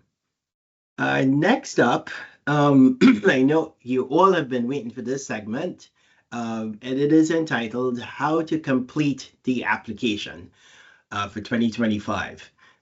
This year, we're back again with Lucille Vaughn, and Lucille is part of our Small Cities team, and she will share with you some very important information on the actual application, filling it out, what areas to attack, etc. Thank you. Hello, everybody. I'm wondering if I could just take a little survey of the participants that are listening to this workshop right now. How many people who plan on submitting an application have never used our application fillable Word document? If you could give me a thumbs up if this is brand new to you in completing our application. 6, 7, 8. 7, 8. Ooh! 9, 10. Oh, wow. 11, 12. All 13. right. All right. That's good to know. Thank you so much. So that's very important for me to know that. And I'm gonna go on with the presentation.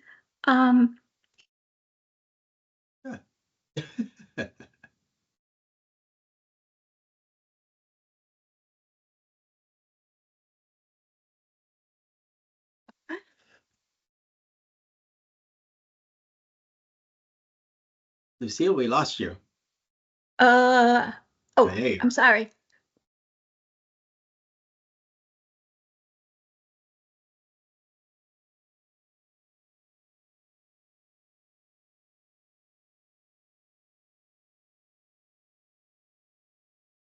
All right, a little bit of technical difficulties there, so sorry. All right, let's get started. For all of you who are going to be completing this for the very first time, completing the e-form. We have all kinds of resources on our DOH website for you. First of all, the intent to apply form will be due April 29th, 2025. And I want you to know that the application for 2025 will be up on our DOH website, hopefully by the end of the week, at the latest April 7th. Okay. And we also have a DOH application handbook that gives you a lot of information. There's a list of application exhibits, there's a checklist, and it'd be a good idea to take a look at the rating and ranking sheet to see where we think you should focus your attention on in your application, in your development project. Also, we want to give you a reminder that any documents that need a signature should be made in blue ink, okay?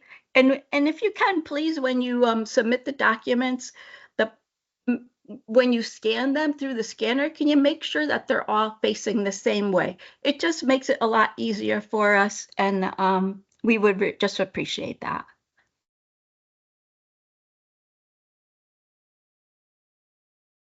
The next piece that I want to focus on is the filing name convention. You will be uploading certain documents that are either exhibits or they're narratives or descriptions that you've completed or basic forms. And you should name the forms according to this file naming convention. The first section of the application is the general, and the general area is 6 pages long. Okay, so this is an important part. It has all the basic information that we need about your project and who you are.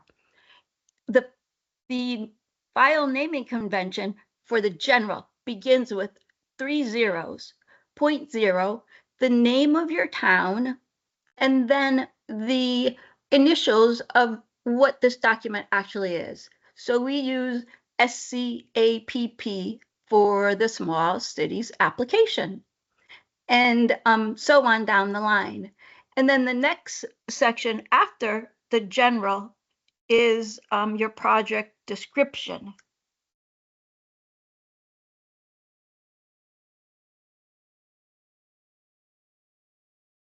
Oh, I'm sorry. And I want to make sure that you're going to complete the general information accurately, because we use this information to contact the officials when we want to come out there and do a site visit to understand your application and your project a little bit better.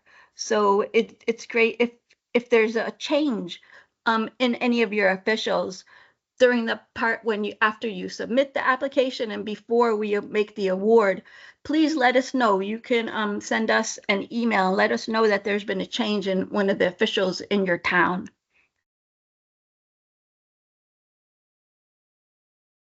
This is another example of the application page.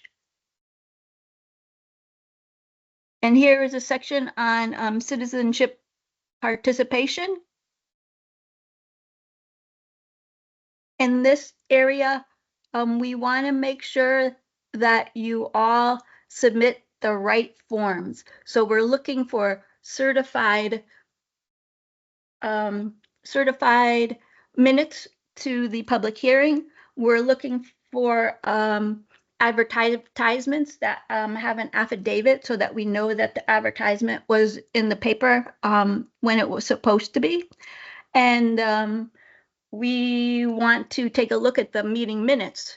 We're going to take a look at them and make sure that they explain the project thoroughly. And Jerome did a great job talking about the examples of the minutes that are needed. And we just want to make sure that you have all this information. We need to determine whether or not the applicant has completed the citizenship participation accurately.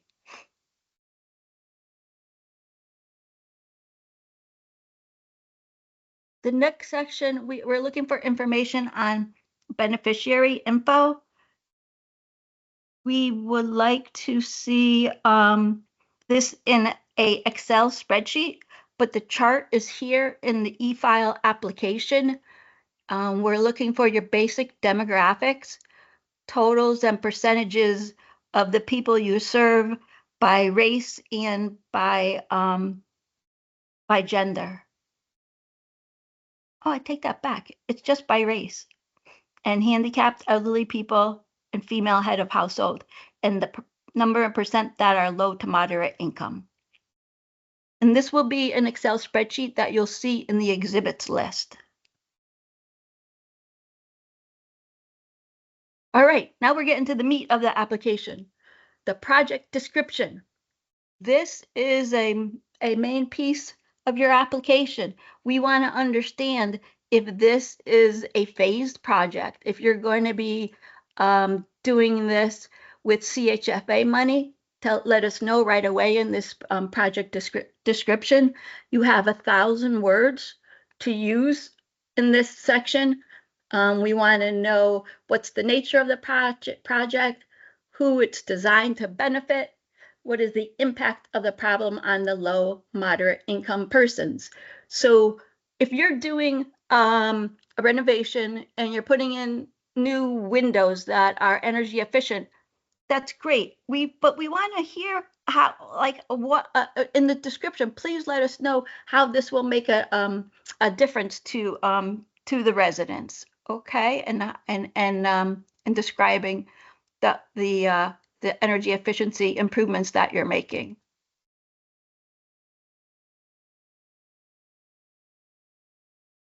Oops, wrong way. Why did I do this? Okay, and this section 3.1 is applicant capacity. In this section, we are looking for the individuals who will be on your team for this development project. We would like to know what their role is. We would like to know their background and their experience. Resumes can be used, but you should also have a short narrative explaining how this individual will participate in the project. The next section is section 4 is the budget summary, and we're looking for projects that leverage local funds. This is very important. This is where you can access partnerships, and your buying power and your level of firm or conditional commitment is shown in this section. We prefer to see firm commitments because we want to see you put some skin in the game to know that the funds aren't all HUD funds or state funds, that they're also local dollars or private dollars. Again, the towns this year are required to waive permit and fees. And you're going to be hearing from our wonderful partners, Eversource, Sustainable Connecticut, and Green Bank, and they will work with you applicants in preparing a firm commitment letter because they want to help you out and get some of their money into your project. And the project feasibility is about technical compliance. We heard from Paul and Simeon about this area. Again, 90% drawings if it's only DOH CDBG dollars, but 40% minimum for projects that are phased. And the 90% drawings and specs are required by September 1st with your ConApp application to CHFA. This is just to let you know that the e-file application will be on our website by April 7th, so keep a lookout for it. And some just important reminders.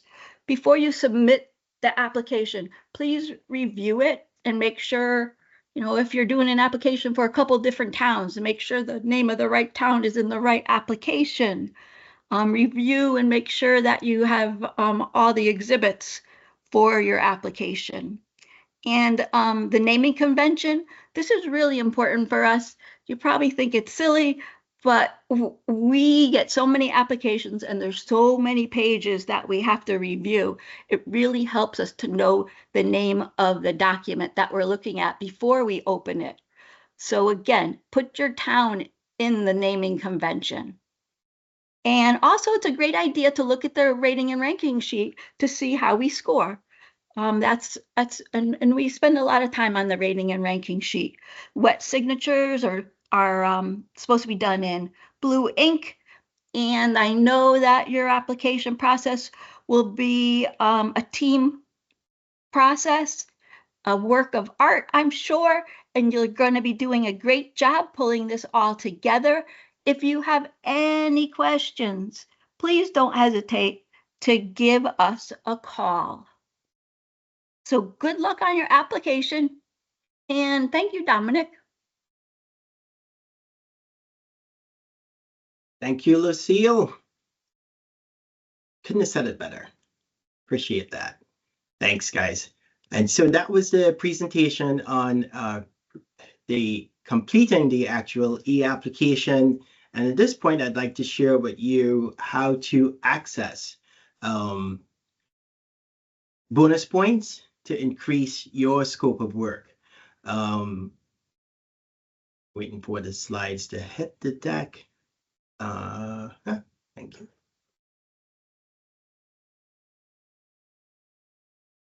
Thank you, sir. Okay, so accessing bonus points to increase your scope of work. Where is it? It's not here. Hold on.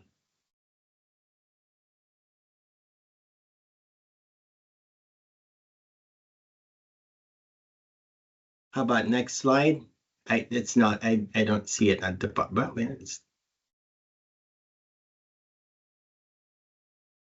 Did you take control, Dom? I did, but it's not showing to the bottom here. Okay. Okay. Oh, yeah, I see there. I'm not seeing it. Okay, Connor, if you don't mind, can you advance my slides for me? Oh, there it is. Thank you. Okay, so bonus points, phased projects only. And to give you some examples, phase one would be a CDBG funds of up to $2.5 million. That could include, for example, energy conservation improvements, roof, terminal envelope, insulation, sidings, windows, doors, water heaters, and so on. We also would accept projects to include ADA upgrades to meet the state 10% requirement. Now, if you're phasing, you're looking at adding the SSHP funds of up to $5 million, and that can also assist in making the property sustainable for approximately 15 to 20 years. You can do things like solar energy implementations. You can do community room ADA improvements. Next slide, please.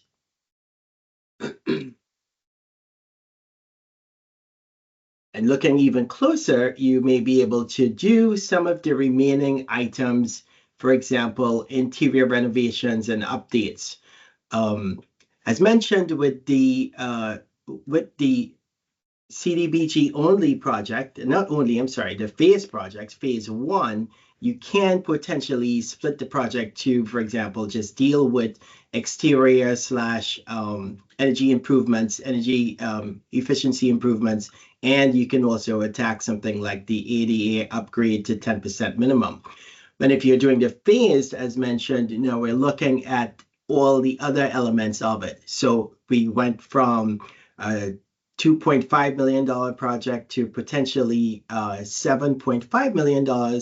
And I will share with you even further how you can get some more money to increase your scope.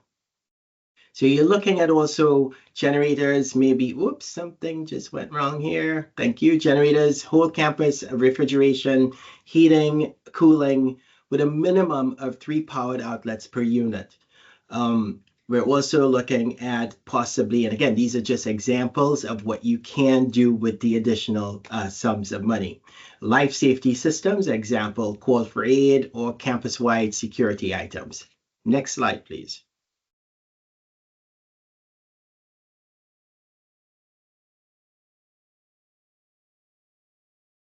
How? So You're going to grab your application form. You're also going to grab the handbook, which is going to give you that full guide on, if you have a question on what you're looking at in the application form. And we are, we've been posting this for many years. Some of you actually take advantage of it, which is the rating and ranking sheet. It's important that you look at it and see exactly how it is scored, but more importantly, how you score yourself with the application and the information that you're submitting. It's a really good gauge for you in determining what we're looking for and how you should structure your responses.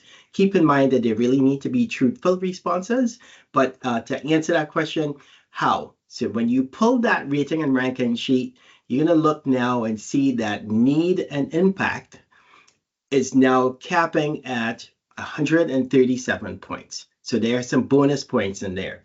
And we're also looking at the capacity level where it's capping now at 195 points. So think about that. If we have increased the number of points, the point that you can in fact receive from completing these sections, your chances of scoring higher is actually better. So with the phase projects, you actually have the opportunity to earn an additional 100 points with the need and impact. One other area I will share with you is this year we are reintroducing the town match. So with a town match, you can get up to, depending on how much the match is, you can earn up to 100 points on your application. Next slide, please. Need and impact. Next slide. You can get, as mentioned, up to 100 points, bonus points, when you answer section 1.1. Here are some of the things that you need to look for. And to the right of the screen is actually what the rating and ranking sheet looks like and what you can get those additional 100 points. We're looking at the CDBG SSHP application, the project demonstrating need with a comprehensive plan noted clearly and describing both phases, phases 1 and phase 2. So in that 1.1, don't just tell us what the phase 1 is. You have to tell us what phase 2 is, because again, this is a planning process and you need to, if you're going to apply for more money, then you need to tell us what the additional funds you're going to apply for and what activities you're going to pursue with the additional funds. And that needs to be really clearly defined in that 1.1. Does this project include whole campus generators, for example, for all units? Does it have refrigeration, heating, is cooling part of what is covered? And do you have life safety systems with a minimum of 3 powered outlets per unit? Does the project include an update on the increase in the number of units to meet state 10% type A requirements? Keep in mind that type A begins at the parking lot. For that question, and if you have that component in there, that's 15 points of that 100 point bonus. Does the project include energy conservation repairs and upgrades? Example, solar, roofs, doors, windows, terminal envelopes, insulation, siding, tankless heaters, programmable thermostats, etc. You're looking at 15 points. Another, I'm just going to jump down a little bit. We're also looking at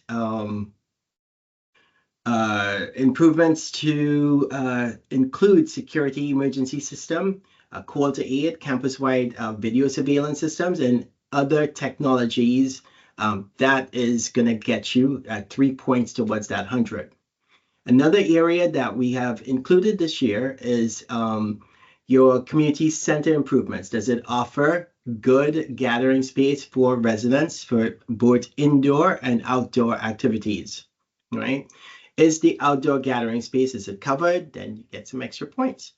We're also looking at sustainability and wellness features this year in the need impact.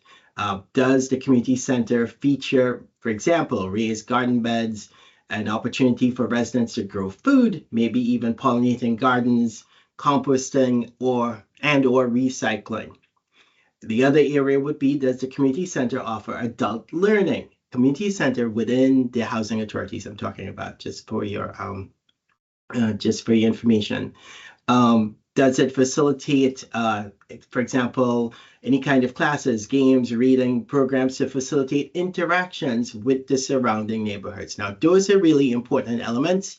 And if you tailor your application with these responses within 1.1, you stand a chance to gain 100 points. And again, these 100 points can go away, and I'll share with you how they can go away. Sit tight. Next slide, please. Capacity. Capacity is the next area that we have increased your opportunity. Next slide, please. So, with the town match funds, which is new this year, you can also get up to 100 points. Let's suppose you the town decides to match 20% of the grant. You're looking at a $500,000 match. CDBG application up to 2.5, and SSHP, that's an additional 5 million. So you're looking at a project scope of $8 million all in. At a 40% contribution, you're looking at $1 million from the town, CDBG 2.5 million, and SSHP 5 million, for a total of $8,500,000. And with a 40% contribution, you're looking at 25 points. The 20% contribution, 15 points. 50, you're looking at 45 points. 90% contribution, that's 2.25 million. You're looking at 80 points for a project total cost of $9,750,000. Now, you folks all know that we have been faced with increasing costs over the last few years, and particularly since COVID. And so you really want to plan ahead and think sustainability for 15 to 20 years. And this is a great way. The town is your partner. The town is backing your project. This would be a great way to support it in terms of getting you to get what you need for those years ahead. And of course, with 100% participation or match of 2.5 million, you're looking at a $10 million all-in project. Keep in mind, this is your match. You can get up to 100 bonus points for it, but we also have our partners that you're going to hear from in a few minutes, and they will share how you can get, for example, Eversource. I think their number, I'm not going to force the hands right now, but their number used to be up to $500,000. I don't think that's the case anymore, but you'll hear some more about that in a little bit. You'll also hear from the Green Bank and how you can partner with them on their solar energy programs. You will hear from Sustainable Connecticut, how they the match fund. So again, these are opportunities to increase that amount of money. You'll also be required this year to submit the permit and fees waiver from the town, public works assistance. Also, again, when you think about it, now you've got the more the merrier, and you can do much more with the funds, with CDBG funds, and not just coming for CDBG funds. Next slide, please. PI, change of use, approved and committed to this 2025 application. This is another way of getting additional points on the application. So if you recall, we mentioned the phase projects. Phase projects can, in fact, with a clearly defined project description, you can get up to 100 points for the phase project. All right. And I shared with you the rating on that. One of the area would be the town match, just mentioned that. And here is PI, which is a hot topic. A number of our communities are out there with funds that are unused, that are underutilized. And so what a better way, what a great way to find and use those funds to really great purpose. To do so, looking at the rating and ranking, you can, in fact, you'll get points for converting, or as we say, change of use. And for the percentage of PI contributed to the project, you can gain up to an additional 5 points. Next slide, please.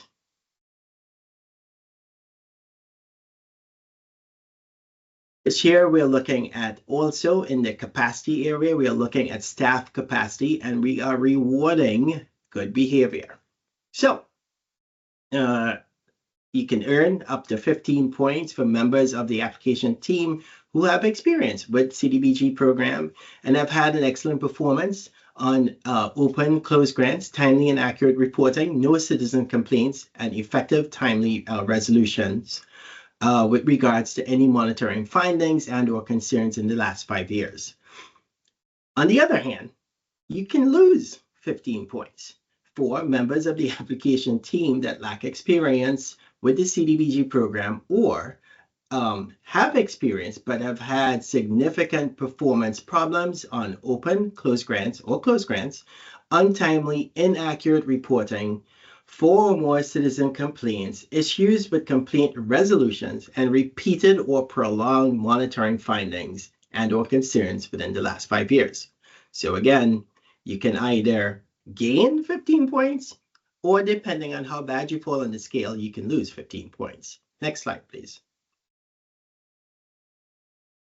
And so if you've been following us for the last 6 years since we implemented the CGA, which is the Certified Grant Administrators Program, we are now awarding additional points for your certification and your participation in managing the grant. It is so important that the people who are working on the grant are certified and understand. And if you don't understand everything about CDBG, at least knowing where to find that information or how to access that information is great. So members of the application administrative team, they need to be certified and in good standings, all right, to achieve these additional points. Teams must consist of a municipal staff and consultant. Both must be certified. And if that's the case, you get 3 points this year.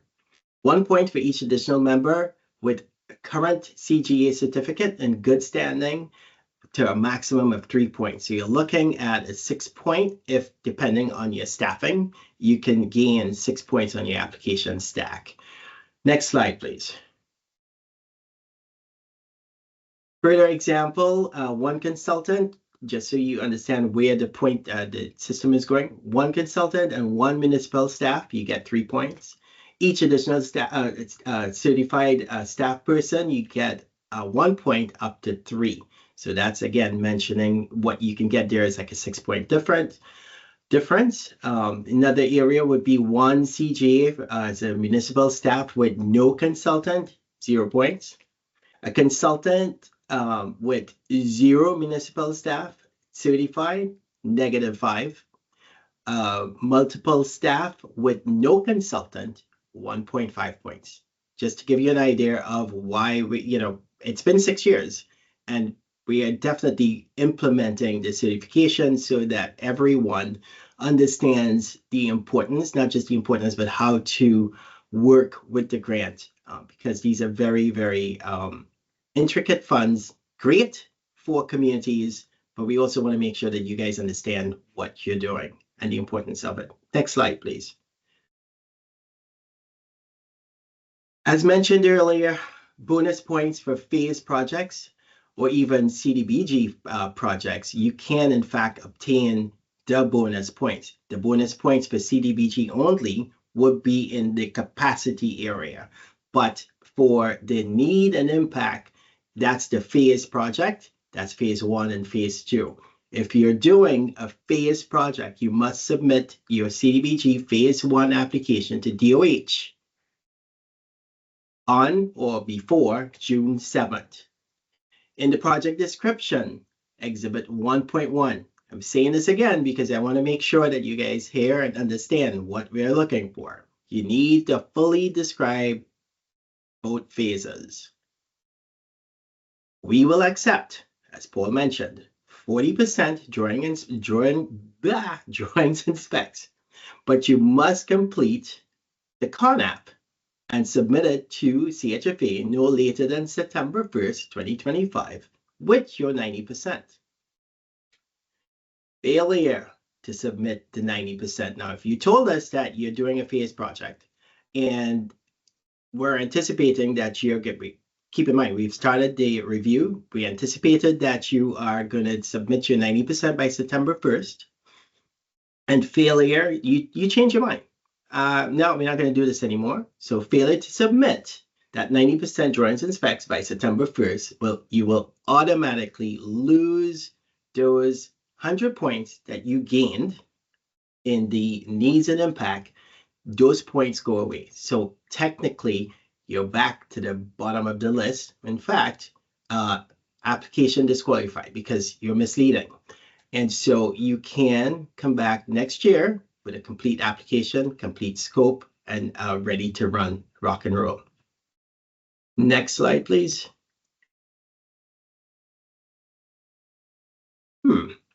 CDBG funds with no SSHP.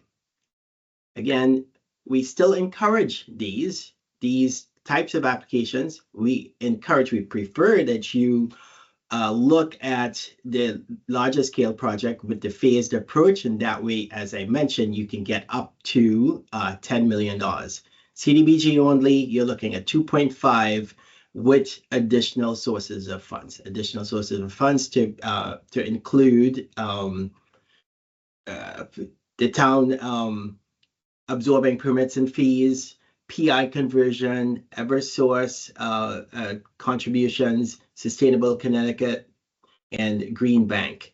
If you're doing a CDBG only with no SSHP, that application is due on June 7th,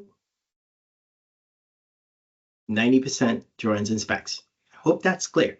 So full CDBG, 90% drawings and specs at the application process. If you're doing the phased, you're looking at 40% at June 7th, and September 1, you get the 90 in there. If you don't, and you don't have a substantially completed SSHP application, it goes away, say bye-bye to 2025 application. Look at 2026, okay? Next slide, please.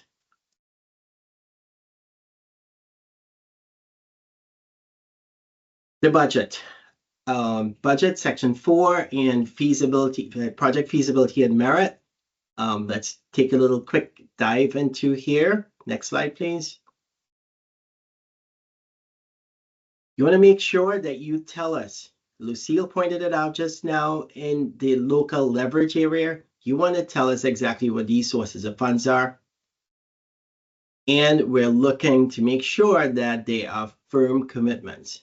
Firm commitments get you the points. Conditional, very little to none, but you want to make sure that you tell us exactly where these funds are coming from, and so that, you know, we'll score you accordingly. Next slide, please.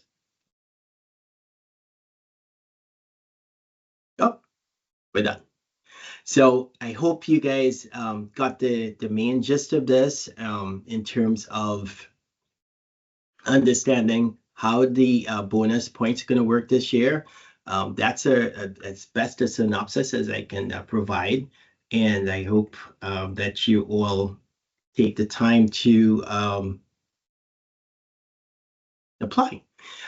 Any questions from Town Hall? You have a question from Penny Fisher. Sure. Go ahead, Penny. I will unmute.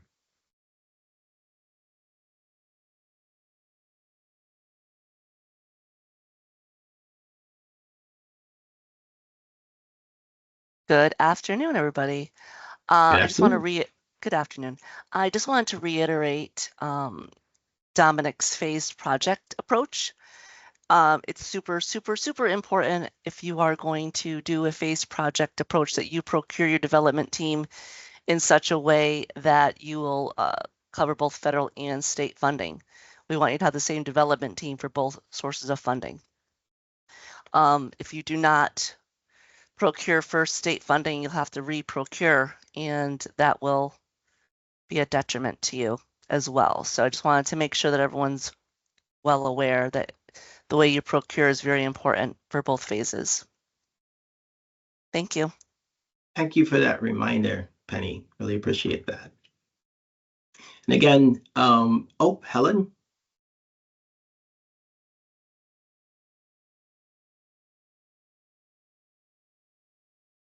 Thank you, Dominic. I just had one question in terms of leveraging on a phase project. So typically a municipality would apply for a housing authority for a housing modernization project. They work very closely with the housing authority, of course, to determine the scope of the project, both for the CDBG and the SSHIP portion. But oftentimes, the housing authority does have the ability to provide some resources to the project.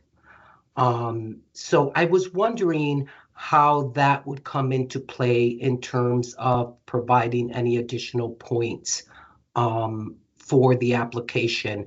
Would the housing authority have to commit those funds to the CDBG project in order to get that leveraging and the possibility of bonus points? I know that you guys want the entire project description and scope, but I don't think you're looking at the entire project budget. You're looking at the CDBG portion. So I was just wondering how we could provide some incentive for housing authorities to continue to bring funding to the project through their reserves or any other means that would be available to them. Thank you for the question, Helen. Yes, housing authorities are encouraged to provide that support and in leverage funds. And they, in fact, in the rating and ranking, we didn't list housing authority, but you can, in fact, include it in this space for other. It is also a known fact in the CDBG application, the budget portion, those funds are definitely disclosed there as well.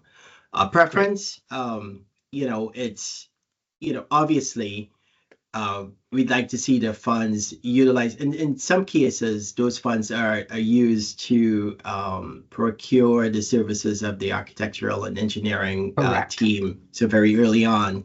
So technically, it's part of CDBG.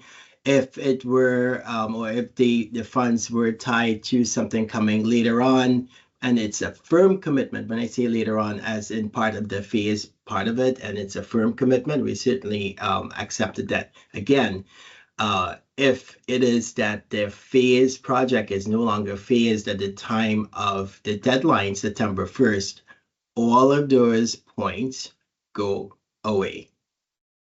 Okay. So thank you. I hope I answered your question. You did. Thank you very much. You're welcome. Any other questions from Town Hall? Less rowdy bunch this year, I would say. Thank you. Okay, so moving on to the next presentation. We've been talking about our partners, and we're very, very, very, very excited to continue our work with this organization, which is the Green Bank. And they have been working with us and helping with the rollout of the solar program that is, in a number of instances, still new to a number of us here in this room. So to tell you a little bit more about how to partner with the Green Bank, their programs, their services, and how to really maximize on your savings for both the housing authorities and residents alike, I will pass this presentation on to Katie Shelton, who is the Senior Market Manager for Engagement at the Green Bank. Katie Shelton, thank you. Thank you for the introduction.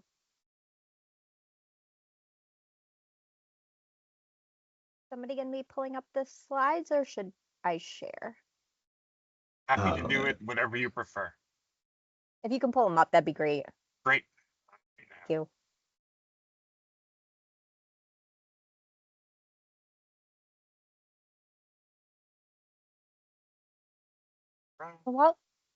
While he's doing that, as Dominic mentioned, my name is Katie Shelton. I'm the Senior Manager of Market Engagement for the Connecticut Green Bank's Solar Marketplace Assistance Program, also fondly referred to as Solar MAP.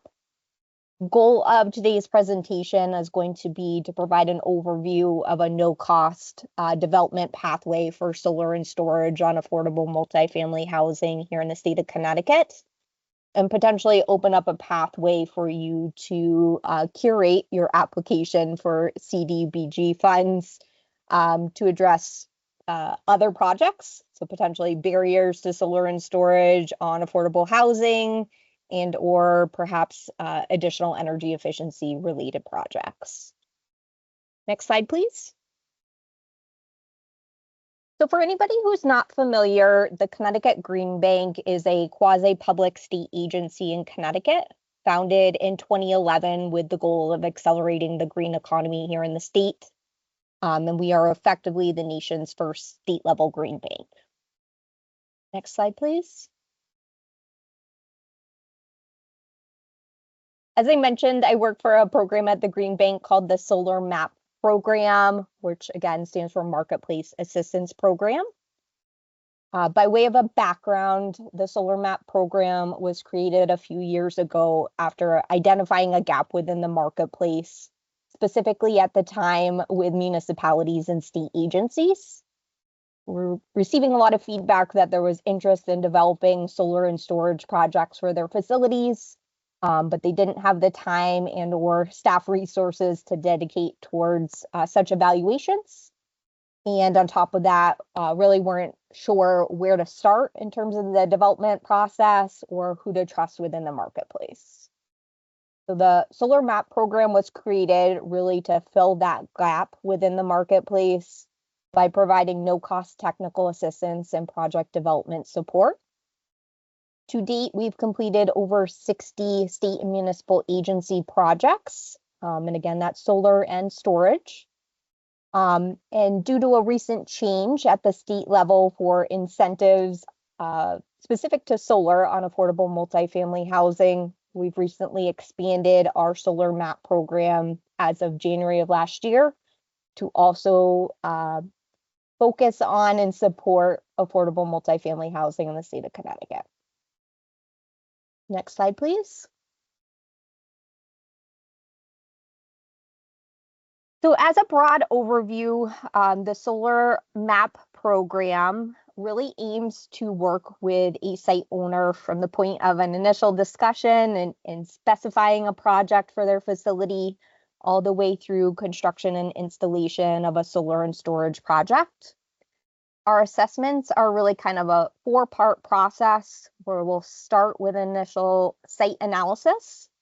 That may be looking at a location or a portfolio of sites that are interested in solar and storage.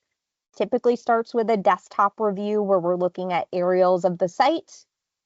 If a particular project passes the initial screen, we then move on to the project development phase, which really entails us working with our technical partner, CSW, sending them out to the site to look at the on-site conditions, which includes your electrical infrastructure, transformer size and location, roof age and condition, and overall campus layout. The ultimate deliverable from that assessment is project budget, as well as a site-specific layout and production estimate for solar and storage if we're doing a combined assessment. From there, we'll put together site-specific economics for the property owner to review and evaluate. And if the project makes sense, we look to execute an agreement.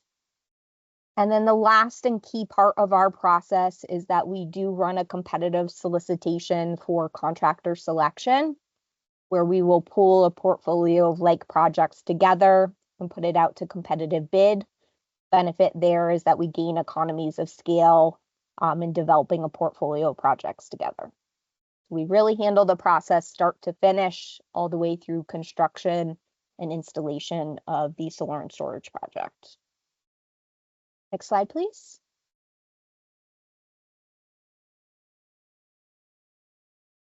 So I referenced earlier recent change in the incentive structure for solar on affordable multifamily housing in the state that has really prompted the expansion of the Solar MAP program. To paint a picture here in terms of what has changed, traditionally solar has been developed utilizing the commercial solar incentive in the state.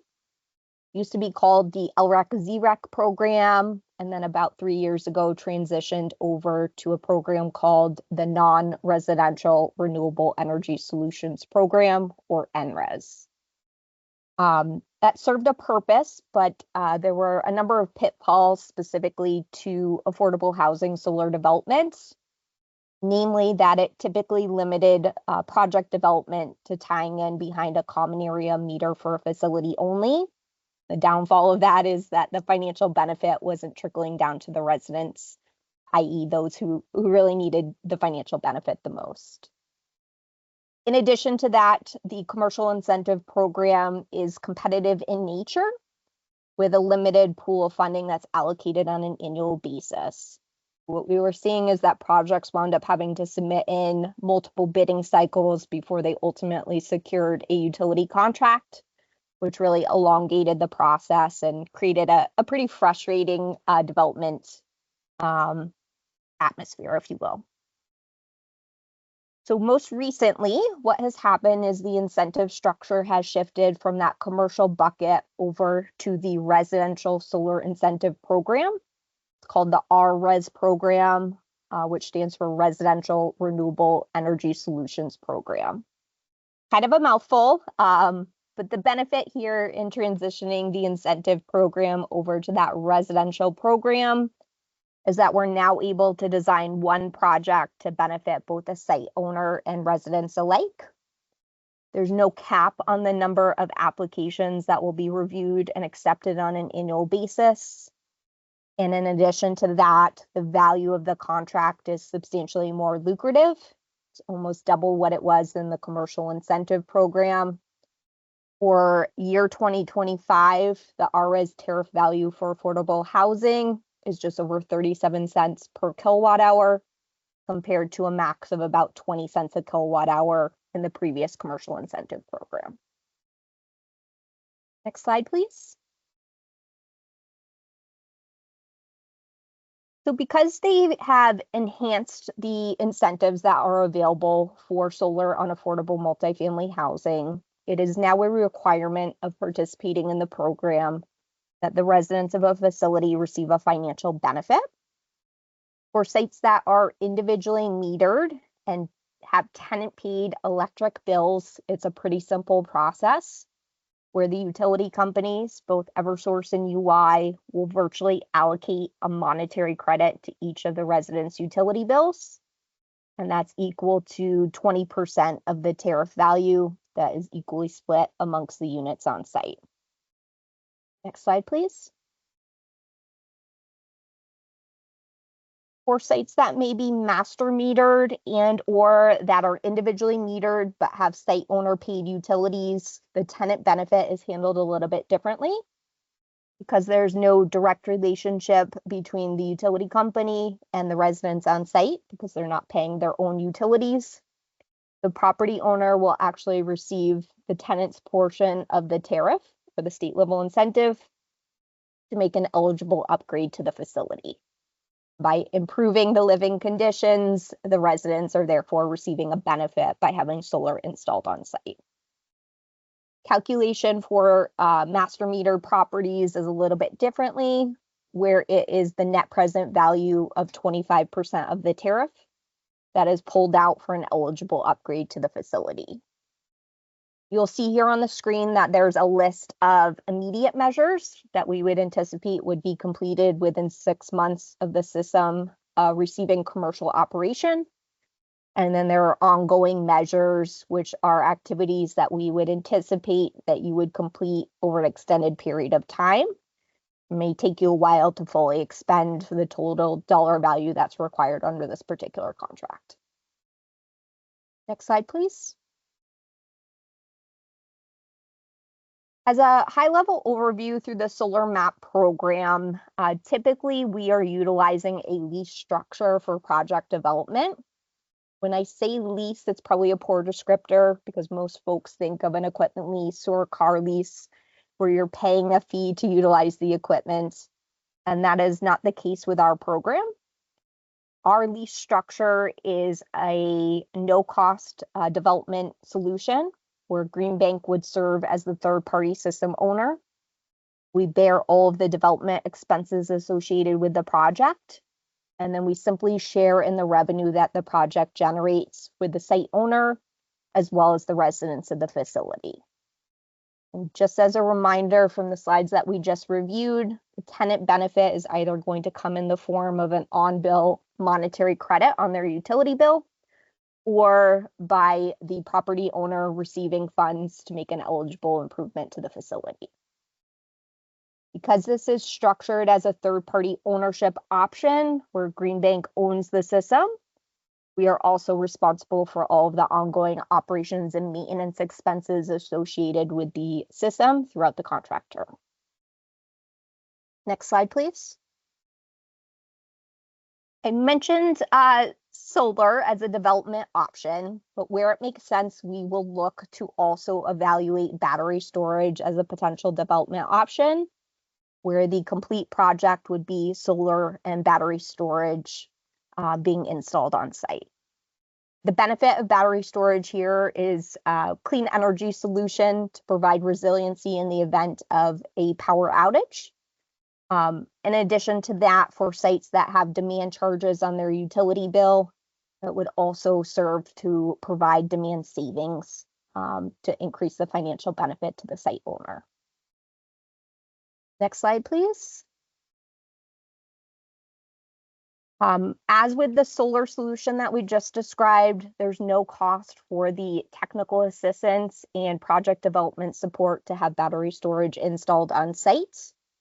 In the modeling that Green Bank would ultimately present to the site owner, we are factoring in incentives through the Energy Storage Solutions Program, or ESS, here in Connecticut, which includes both an upfront as well as a performance-based incentive. That performance-based incentive is distributed over the course of the initial 10 years that battery is installed on site. One thing to just point out for anybody that's not familiar with battery storage, affordable multifamily housing projects do qualify for incentive adders as the sites are considered priority customers. Next slide, please. Wanted to present to you all a sample overview of lease economics here in the state of Connecticut. This is quite a large project, which is sized just over a megawatt DC, with the anticipated production for this particular site at just over 1.2 million kilowatt hours. This location is master metered. So you will see here in the economics on the slide that we're anticipating pulling out funds for the property owner to make an eligible improvement to the facility based off of the list of activities, which are either immediate or ongoing. Cumulatively, over the lease term, which is 20 years, we're anticipating a financial benefit of just under $3.5 million. That's with about $1.3 million being set aside for improvements to the facility to benefit the residents, and about $2.1 million going to the property owner over the lease term, serving as their lease payment. The lease payment itself for the property owner is going to be received via an on-bill monetary credit on a common area meter that they are paying for. And if there's net excess value at the end of a 12-month period, they have the ability to cash that out directly with the utility company. Again, just to reiterate, lease structure, there's no capital outlay required for the technical assessment, development activities, or the actual installation of the project. We're simply sharing in the revenue that the project generates with the site owner, as well as the residents, by receiving an improvement to the facility for this particular scenario. Next slide, please. So as an overview, the goal of today's presentation was to provide you with a no-cost development pathway for solar and storage on affordable multifamily housing in the state. Hopefully this will open up a pathway for applications for CDBG funds.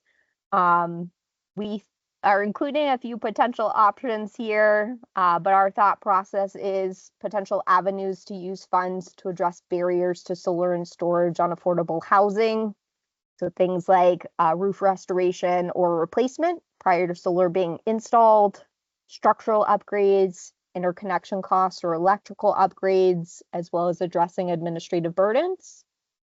And then alternatively, looking at energy-related upgrades to a facility like lighting, energy storage, insulation, or replacement of windows and doors. Next slide, please. Lastly, just wanted to give you a high-level overview of the initial couple of portfolios that we've been developing through our program.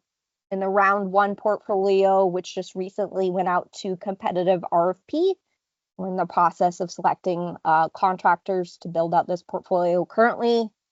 There's 2 sites included in this list for Cheshire Housing Authority, 3 sites for Hamden Housing Authority, as well as some nonprofit and profit developers. Next slide, please. And in the round 2 portfolio, we're working with Glastonbury Housing Authority, Hamden Housing Authority, Portland Housing Authority, Enfield Housing Authority, and East Hartford Housing Authority, among some other developers as well. Next slide, please. So that brings us to the end of the presentation today. On the screen is my contact information. If there's any follow-up inquiries after today's call, feel free to reach out to me directly. I'm happy to chat with anybody that's interested in our program. And I'll open it up for questions. Thank you, Dorothy. So just to be clear, anyone with an interest can reach out to you to get started on the process, and a consultation gets them a point on the application phase here, but the development of the potential system, which you folks providing them with not just a participation, but some firm commitment in terms of what is happening, needs to occur before application submission on the 7th of June for CDBG only, and by September 1st for phase projects. Can you share who will be handling and the internal process as they reach out to you? Can you share a little bit on that? Yes, so I'll be the main point of contact for any inquiries or discussions. And then we will pull in our technical partner as needed for site-specific assessments. And then along the way, there'll be involvement from our investments team who assists with the site-specific financial modeling if there's interest in an evaluation. Okay, so the main contact would be you. Yes. Thank you very much. Appreciate you. Thanks for coming in and sharing with the crew today on the Green Bank incentives initiatives on the solar energy process. Thank you for that, Dorothy. Next up, we have another partner, which is, for some of you, very, very familiar with Sustainable Connecticut. Sustainable Connecticut offers a community match fund. And this year, you will notice that the points as well are intertwined with your participation in sustainable actions around your campuses, your various campuses. Today is sharing some of that match fund offered through Sustainable Connecticut is, I'm sorry. It is Dorothy Pisak. And Dorothy, if you will please unmute yourself and share with the team here exactly how Sustainable Connecticut is going to work. Thank you. Sure, absolutely. Thank you for having us. Would you like me to share my slides, or would you prefer Whatever you prefer, Dorothy. Okay, I have them pulled up, I believe. So let's see if I can just share them to make it easier. Okay, can you all see that? Yes. Yes. Okay, great. Okay, yeah, so there we go. As Dominic mentioned, I'm from Sustainable CT. My name is Dorothy Pizik, and I'm going to be talking a little bit more about the Community Match Fund and ways that you can leverage this program for your CDBG proposal. So just a little quick background about Sustainable CT. You might be familiar. We are a statewide nonprofit organization that works with Connecticut municipalities, and we're working to support them on their sustainability efforts and helping them advance those. So our three key main program areas is a roadmap of best practices. This is a guidance framework for towns to use for their sustainability initiatives. We have resources for towns, including technical assistance, and of course, our Community Match Fund program as well. And then we certify and celebrate municipalities and recognize them for their work in relation to sustainability.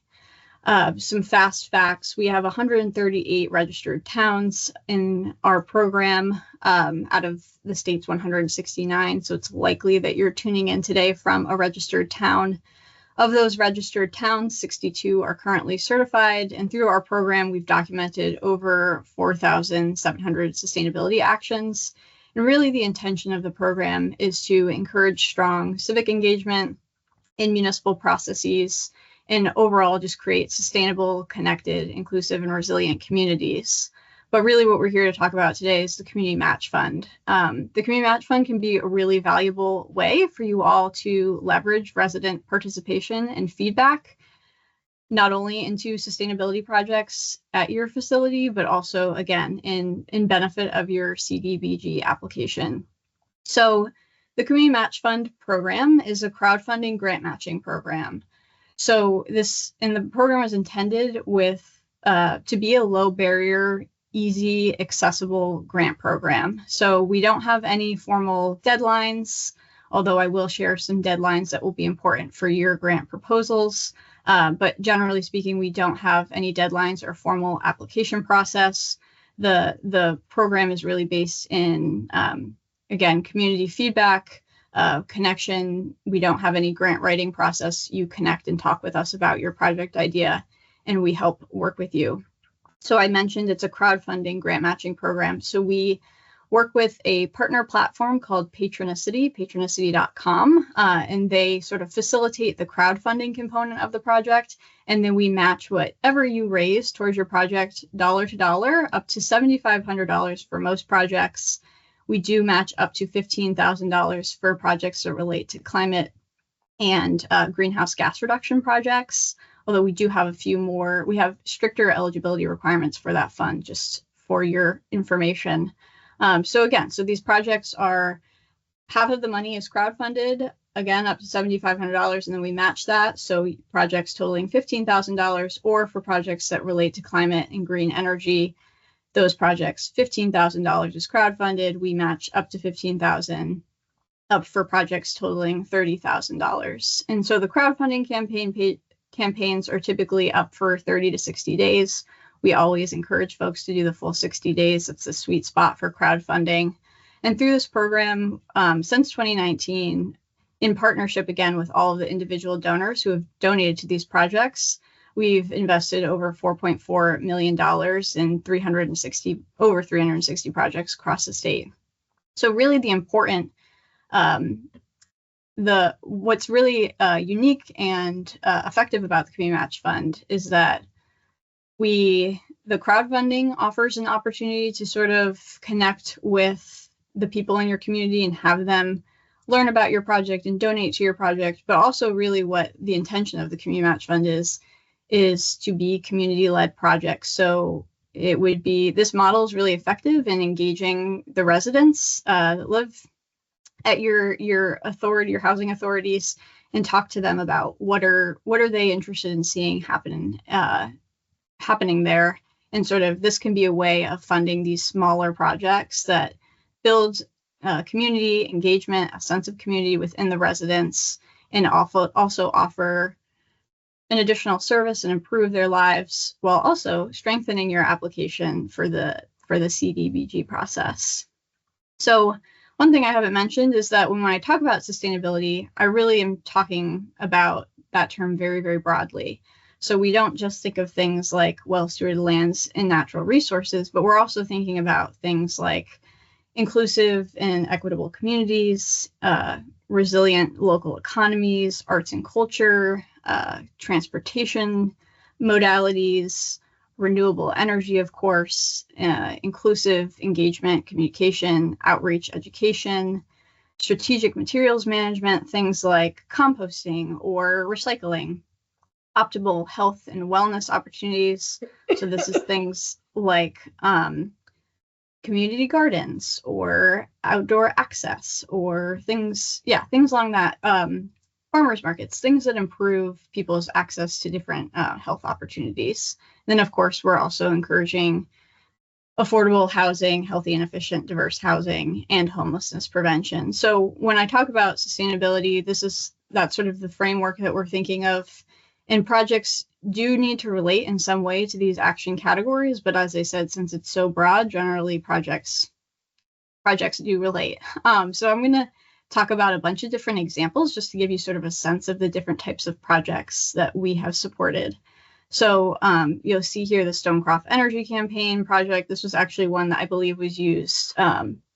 This was part of, they ran this campaign also in part in service to their CDBG grant application. So this was a project where they were doing energy efficiency projects in resident homes. So they raised funds, and then we matched what they raised to complete those energy efficiency improvements. We've also done solar installation type projects as well. Again, this fund is a little more stringent. So if you're interested in having some sort of energy related or solar project happen on your property, we look forward to talking to you about it, and I can explain more of the details. But some other examples, as I mentioned, food gardens, things, and I'll mention too. So this grant opportunity is available to anyone that lives in a registered town. So the municipality itself, organizations that operate in that municipality. It could be just a community group that doesn't have 501c3 status, and it can even be individual residents in that town. So it's really available and open to all, and that's our intention. So some of these projects are run by organizations or community groups or even individuals, or sometimes they're run by municipalities. So just giving you that framework as well, that context. But yeah, so lots of different community garden type projects. One project we're doing now that I think might be relevant and interesting is they're replacing garden beds at this community garden space to provide more accessible elevated garden beds for folks that have different mobility needs. We've also supported gardens that they're planting and growing vegetables that will then be given to local food pantries. In your case, it could be given to the community there that lives there, your residents. Some other examples are pollinator garden projects. I'll call out this Pompey Hollow Senior Housing Project. Again, they applied for the CDBG grant last year. And this was really a multi-pronged project. They had a pollinator garden, rain barrels, and compost bins. All of these things were things that residents expressed interest in and they wanted to provide. So they ran this campaign and we matched what they raised, and they were able to implement these different elements of these projects, again, improving resident lives based in running this project based on feedback that they heard from residents, and they earned some additional points or a point towards their application. Some other examples, community spaces, things that provide an environment where people want and can gather, maybe adding benches or areas that are more accessible for people with different mobility needs and so on, really just creating a gathering space. Other projects include recycling and composting. These are actually, we do lots of these sorts of projects. And this includes composting projects at schools or municipal transfer stations, or perhaps at a community organization. And this is really generally to cover the cost of hauling the food waste away. But this is a great way to reduce the cost of your waste and your tonnage, while also providing a service to your residents and to the environment. Some other examples include celebrations or events, again, community building type projects. So these events just relate in some way to our really broad interpretation of sustainability. So it could be things like an energy festival where you're talking about energy efficiency programs, or it could be more of an arts and culture event, or it could be something specifically about providing education information or series about environmental topics and so on. Transportation and mobility. So we've supported lots of different bike safety and cycling programs. So it could include programs for teaching children how to bike safely, and that's a lifelong skill that will follow them. Also providing programs that increase accessibility for folks of different ages or mobility needs to engage in cycling.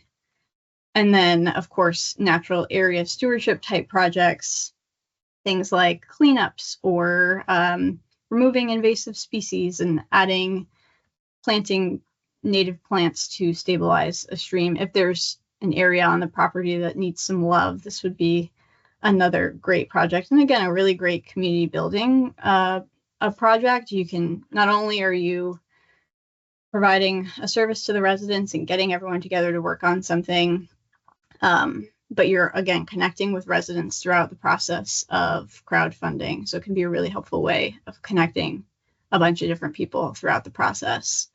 We've also done lots of tree planting projects, really across the board. These projects are important for beautifying and also for increasing canopy coverage and providing shade as well. So those are just like some of the examples. I could go on and on, but yeah, so really if a project relates to sustainability in any sort of way, and there is some accessibility component of it, we're excited to talk to you and see if it will work for the Community Match Fund. Again, the intention behind the Community Match Fund is that it's a easy, accessible way to get funds into communities and to fund projects that residents really want to see. So in terms of process, as I mentioned, there's no application. So it's really just reaching out to me and setting up a time to talk about your project. We can also support and provide examples about ways folks have connected with residents and engaged their community and in augmenting their projects. And while we do have rolling applications, we do want to see campaigns going live by the June 7th deadline and completed with the crowdfunding process in early August. So in terms of timeline, it's a generally 3 to 4 month process. Like I said, you have 30 to 60 days of a crowdfunding window, and then there's generally some time beforehand where we're working with you to develop your project and see if it's eligible, and then helping you set up your page. And then there's a process afterwards of getting you your funds, of course. So generally 3 to 4 month process. So if you're interested in running a community match fund project, encourage you to reach out to me and we'll set up a time to talk about it and get you going so that you can effectively use this program to bolster your proposal. And then in the long term, we will provide the required letter for your grant application, confirming that you've launched your campaign and then completed it in August as well. And so with that, here's my contact information, and I will stop sharing so that anyone can ask any questions. Thank you, Dorothy. Any questions from Town Hall for Dorothy?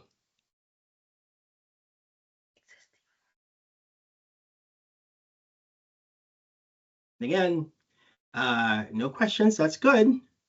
But just remember that this is the Community Development Block Grant, and this is all about interactions and maintaining relationships within the community. I think we all can agree that this certainly puts a different spin on what we traditionally do, but again, it definitely shows our support for community-based activities and residents that are within the housing authorities in the various towns around the state of Connecticut. So that said, Dorothy, I think we are good. There are no questions, but we are looking to have folks reach out to you to do their initial consultation. That will grant a point. And thereafter, once you have developed or they have developed the actual project, that information will be submitted to DOH, the completed grant fund match by August 1st.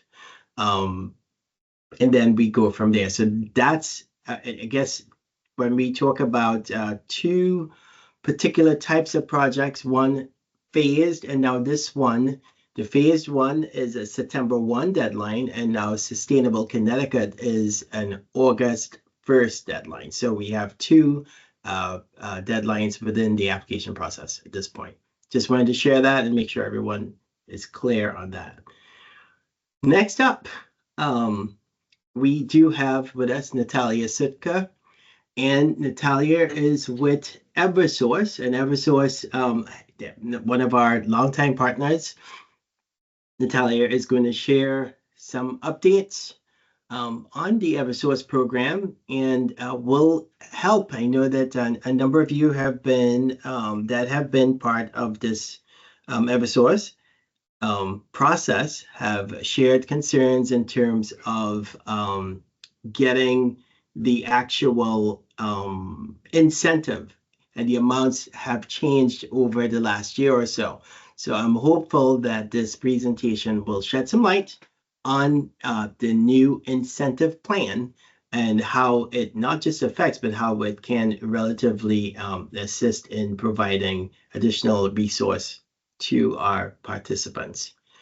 Thank you. And with that, I turn it over to Natalia. Thanks, Dominic. And can someone pull up the slide deck, please?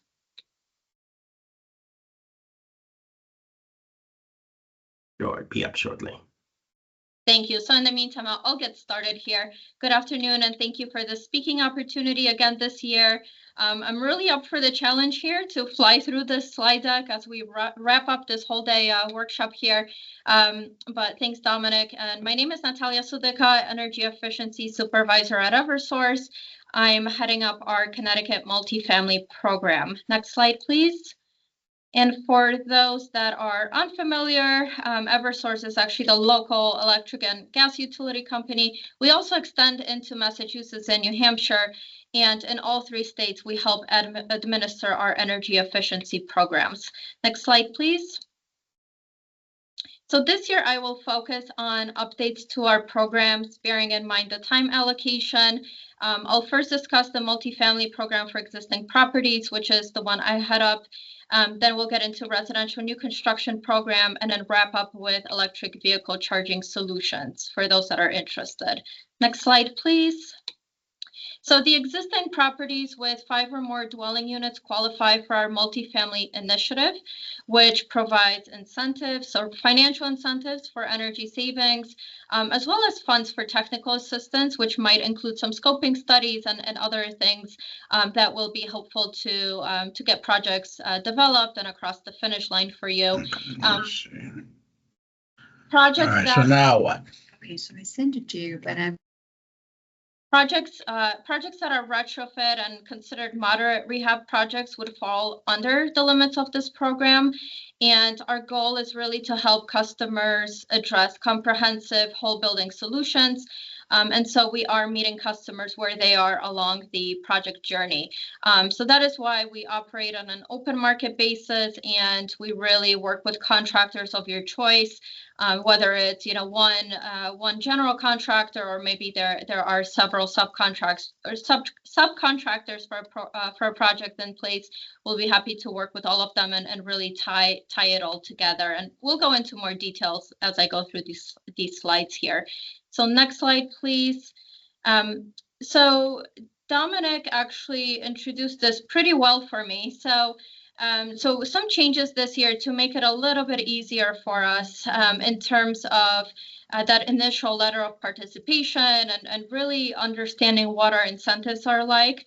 So this year we did move to a prescriptive incentive approach for all things heat pumps. And I'll go through these so you can see a little bit more on the details.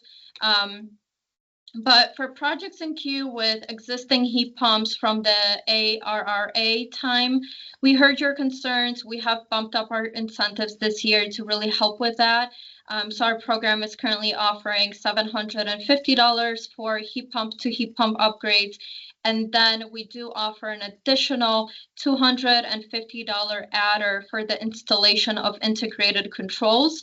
Integrated controls are not a requirement per se, but we do highly recommend that you install those to ensure that you have help controlling the heat pumps with your secondary or backup heating systems, which from my conversations with many of you, I'm finding that typically that's electric resistance baseboard systems. So hopefully these additional incentives will be helpful this year. We are not exactly looking to make significant changes here, so these incentives will probably stick for at least this year and maybe next year as well. So that's for dwelling unit heat pumps. Now, as we're getting into next slide, please. As we're getting into maybe some central heating, there's opportunities for central heat pump upgrades, and that's when we're really looking at the larger systems, air source heat pumps, maybe in the common areas, ground source heat pumps, as well as centralized variable refrigerant flow, which are also heat pumps, and these are our incentives here. And obviously, we're looking at the income eligible line item on the bottom, which tends to have much higher incentives than our market rate programs. Next slide, please. These are our prescriptive incentives for heat pump water heaters. Lots of interest here as folks are looking to electrify their entire buildings. So you might have heat pumps now in the dwelling units and common areas. Now we have folks also interested in electrifying their water heating systems, and so we do offer incentives for both dwelling unit as well as centralized heat pump water heaters, and those incentives are popped up on this slide as well. And then next slide, please. And then for all other measures that are non-heat pump projects, we do continue to carry our prescriptive incentives which have not changed, I would say, for probably 5 or 6 years now. So we do offer incentives on measures such as insulation, windows, other mechanicals, maybe not heat pumps, but maybe you're looking at chillers, appliances, controls. There are a lot of various measures that you might be addressing that are non-heat pump related. And so these measures are custom. They're solely based on savings that they generate. And so they do have a project cap of up to 75% for single measures and up to 90% for comprehensive projects addressing 2 or more energy saving measures. And next slide, please. This is just, I'll just throw on here our inbox for multifamily initiative for the retrofit program. Please reach out to my team. I have a staff that would be happy to set up some time with you one-on-one to talk through project details, or maybe you're not even sure what direction you're going in yet. We'd be happy to help support you. And so please reach out to multifamily@eversource.com to get started in this space. And next slide, please. So I promise I'll be really flying through these. So if you have questions, please reach out to us. It's really important that we're getting these conversations started. So next, I will provide a quick overview for the new construction program for those projects that qualify. So this program is actually now all electric. It encompasses all of these standards from we're talking building envelope to electric heating, electric cooling, ventilation, domestic water heating, various end uses such as electric cooking and appliances, all the way through to solar PV and EV and even electric vehicle readiness. So this is all that's part of the new construction program. Next slide, please. And the program is really a resource and funding mechanism to help for modeling, performance, and certification, as well as training in the form of seminars, webinars, and even exam reimbursement. So all of that is really part of that RNC package that we have for our customers for new construction. Next slide, please. And here is the incentive structure. And again, this is for an all-electric package. And please note that these are per unit incentives. So you can see your single family attached, as well as your multifamily dwelling unit incentives here on the top. And down below, there are actually some additional adders for more efficient heat pumps. So if you're interested in addressing those in your new construction projects, those would be the incentives that you would see along with the heat pump adders for both single family attached, as well as multifamily. And with that, next slide, please. The contact for our new construction program on the residential side would be Nick Jones, and he's our senior EEC. And I would say for Connecticut, you'll always work with Nick. So I would say you're in very good hands, and please reach out to him directly if you'd like to talk through any project details. Next slide, please. So I would really like to pause here for a bit. This is why we're here today, and that's the funding process. So to be successful with pairing our incentives, making sure we're getting you that letter of participation early on, it's really imperative that we're working very closely together. So for this slide here, I would like to just summarize that this is for both retrofit as well as new construction programs, and that can be integrated with your funding. So let's focus on this graphic a little bit. The process really has not changed. So if you were here last year with me, or 2 years ago or 3 years ago, we looked at pretty much the same graphic, but I did want to stress a few different important points. So first, it's really important that you're contacting us as early as you can to initiate that project, so that we can really guide you early on, instead of maybe later on when you're really maybe catching up with your application and you're just looking for that letter of participation. It might be too late for us to have those discussions, or at some point I've also heard that it might be quite challenging to influence changes as you're sort of already having the wheels in motion. So I would like to just stress, please reach out to us as early on as you can, so that we can talk about the program requirements that we have in place, as well as the incentive structure, and so that we can really commit to that together. Also keep in mind the incentive is not committed for your project until you actually secure your funding and receive a letter of agreement from us.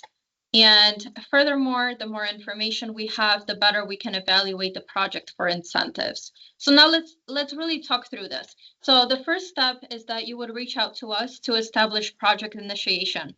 We will actually schedule an introductory meeting with the project team that's involved. We will gather information on the project that's really related to the energy savings, and start discussing the actual incentives possible. We will provide a letter of participation for drawings that are at least 40% at this stage. And so please note that our LOP is an initial estimate based on these 40% drawings. These are really initial project details. And so this is why I mentioned before, it's subject to change depending on where the project actually goes. Sometimes, changes occur as you secure funding, or maybe you're scoping out the details, and maybe some things fall off or others are added on. And so that's the nature of construction and project planning. And so I'll stress again that the LOP is really initial. So that is when you will work with our team to determine how those specific project details influence the incentives. You'll get that letter of participation from us that you can submit with your application. And then when funding is secured, we ask that you reach back out to us. Just let us know, hey, we received funding. What are our next steps? And we can guide you on that. So the next steps, just to quickly summarize, that's when you're really looking on bidding out the work. You're determining equipment, model numbers, window specifications, maybe what type of refrigerator you're putting in, things that are really detailed at this point. And so what my team will do is schedule a pre-inspection. And then once we have that completed, we will provide the project with a firm letter of agreement, which will be your official commitment of incentives. And so that letter of agreement, the incentives that are committed, will not change unless you make changes to the project. So those are really, that's really when you're getting locked in for those incentives. And next, the project installation would take place. We will schedule any post-inspections that are needed. And then we would wrap up with an incentive payment. So I know I flew through this. Again, this has not changed, but there are a few very important points that I wanted to stress today to make sure that we are able to provide you as much information and thorough information before you get too far ahead in the process. So next slide, please. And I know we're running out of time here, so I will also go through these really quickly. So the next slide is just charging incentive levels for level 2 and DC fast chargers, whether it's within the baseline or underserved communities. And when we say underserved, we're talking about Connecticut Deep's website for environmental justice blocks. So if you go on that website, you will see that the communities can be either whole towns, pockets of towns, or public housing authorities. And so these are our incentives right now, part of the rebate process. And one thing I'll note is that the DC fast charging application window is still open, but it is open until June 1st. So please go ahead and apply on our application portal online if you are interested for any of your properties. Next slide, please. These actually did not change from previous years either, but I'll leave this on here for a second. Eligible costs, we do offer rebates capped at, for chargers capped at or up to 50%. For make-ready installation, the cap is up to 100%. And for future proofing, which includes trenching, conduit, paths, electric conduit up to the pads, all of that is part of this future proofing cost, and that's up to 100% as well. So pretty much the site is ready for an EV charger, but the installer just hasn't put in an installer on the pad and connected it. That's really what that means there. Okay, and last but not least, the last slide here is the project process. So nothing has changed here either. Same process in place. You will receive an incentive reservation letter once your application is approved. So just make sure you're submitting that application to us. And at this point, you would just move to step 3, which is the installation and activating your charger before you come back to us and submit the payment request and then receive the incentive check.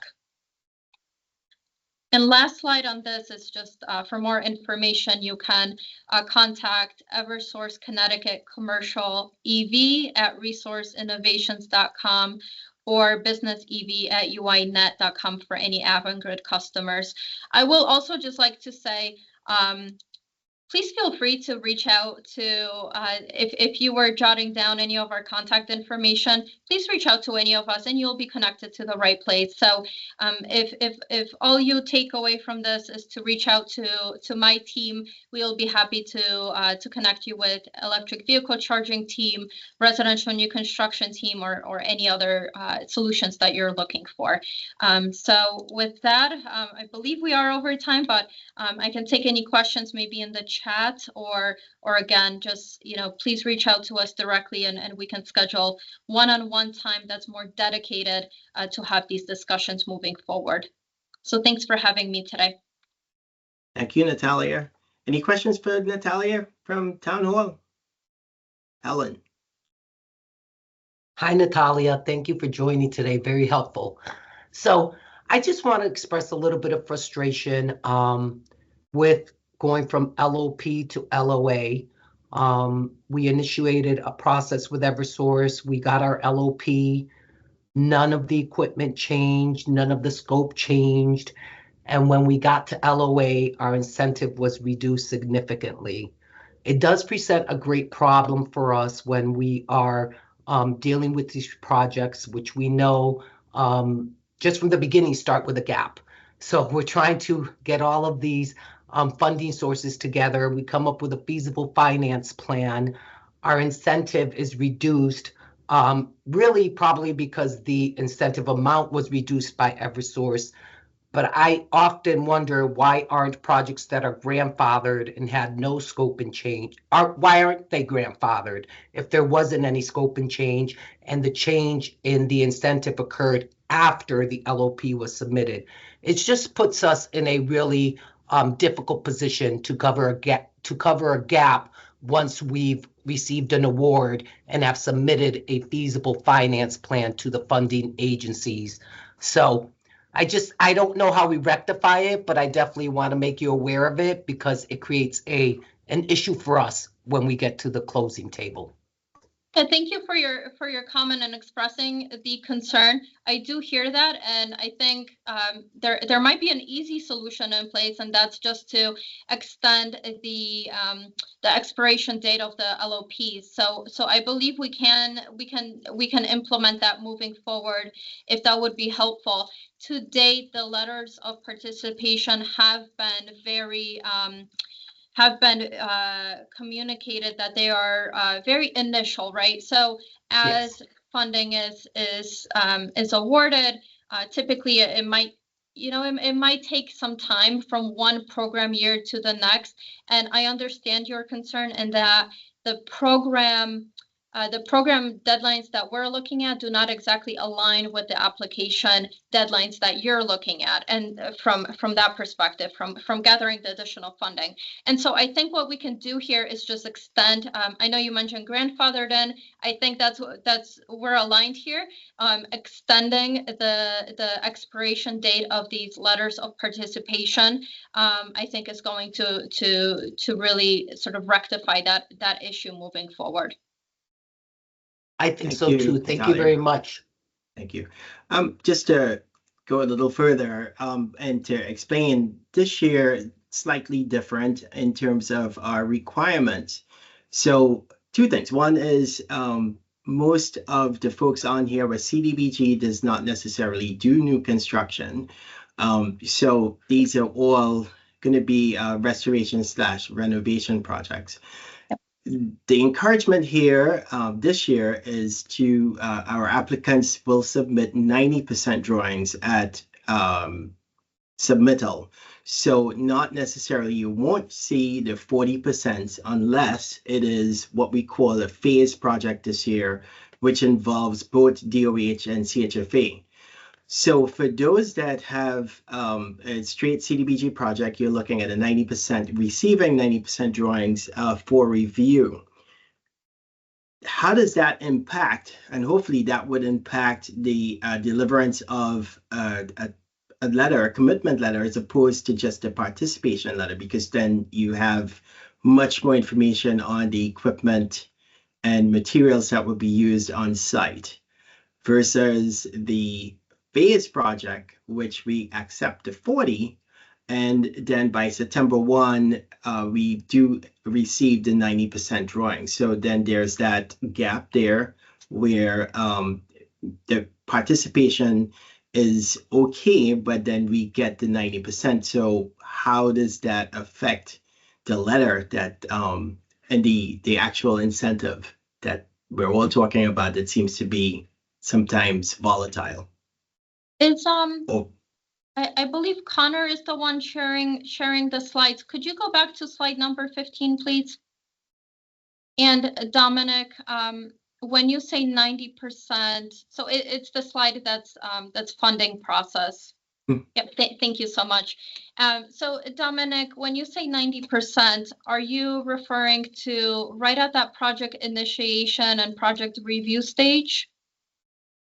So the drawings and specifications, which would entail the exact materials that are intended, but the 40%, that's usually submitted to you folks. So that's available by the time most of the projects over the years have come to you.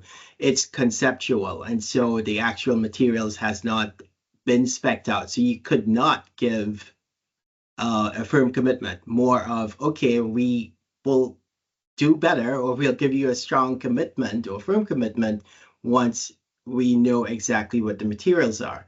In this case here, we are having applicants submit 90% drawings. So they will have that information when they have that consultation with you. So how does that change the process?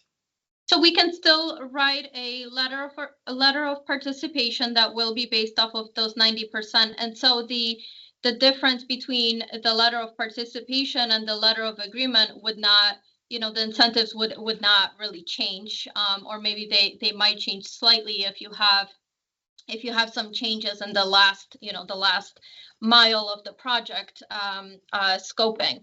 So we would still offer a letter of agreement once we have 100% of the project secured, meaning the scope of work secured. And that's because we do need to schedule that pre-inspection and really verify through engineering the energy savings that have the potential for that specific project. So at 90%, even though we are obviously significantly better than 40%, we would not be able to provide a letter of agreement until we get to that, funding is secured. Here is the letter of agreement for everything that you're moving forward with.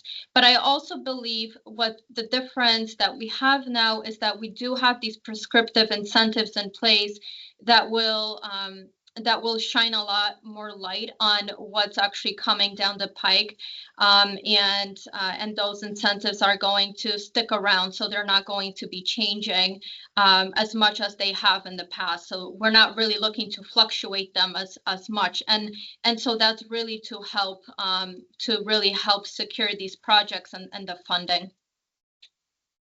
Okay, great. Thank you very much for that. Yeah, thank you. Okay, so basically people are going to funnel their questions through. We are going to put these, all of the presentations up on our website.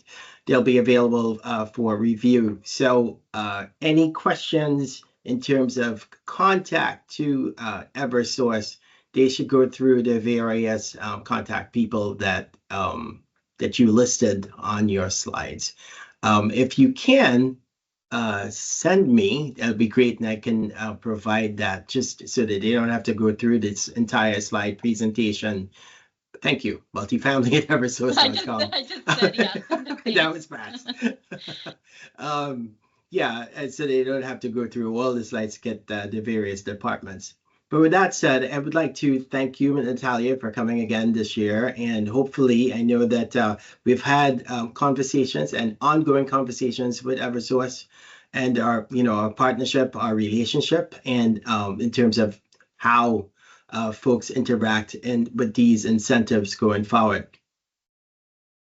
So that would wrap up our presentation today, the workshop for 2025. I wanted to thank everyone for coming out today, and just some key takeaways from this.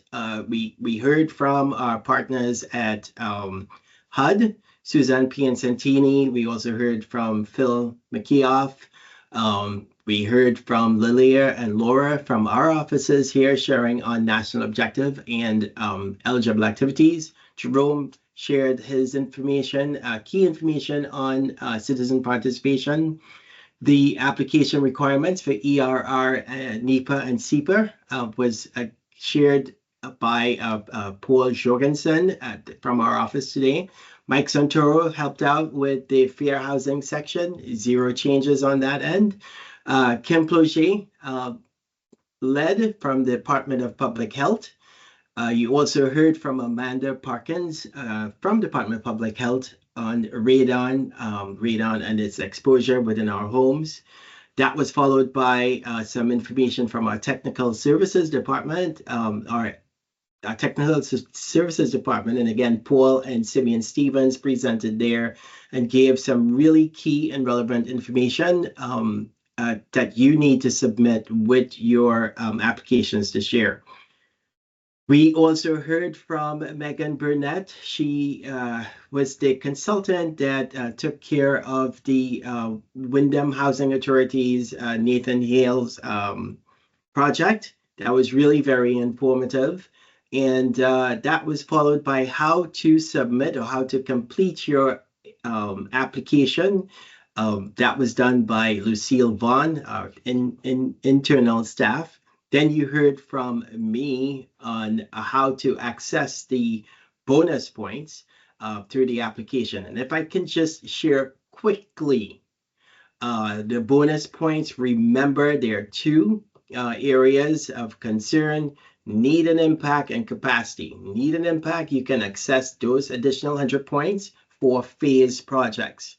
The additional monies, you can enhance or sweeten the pot, get some additional points for a match from your municipal government. If they match up to 100%, you're looking at approximately $10 million in funds to run your project. So you have those opportunities. One is due on September 7th, and the other one, if I can turn your mics on, I know you're going to tell me it's September what? September, here's my finger, September 1st.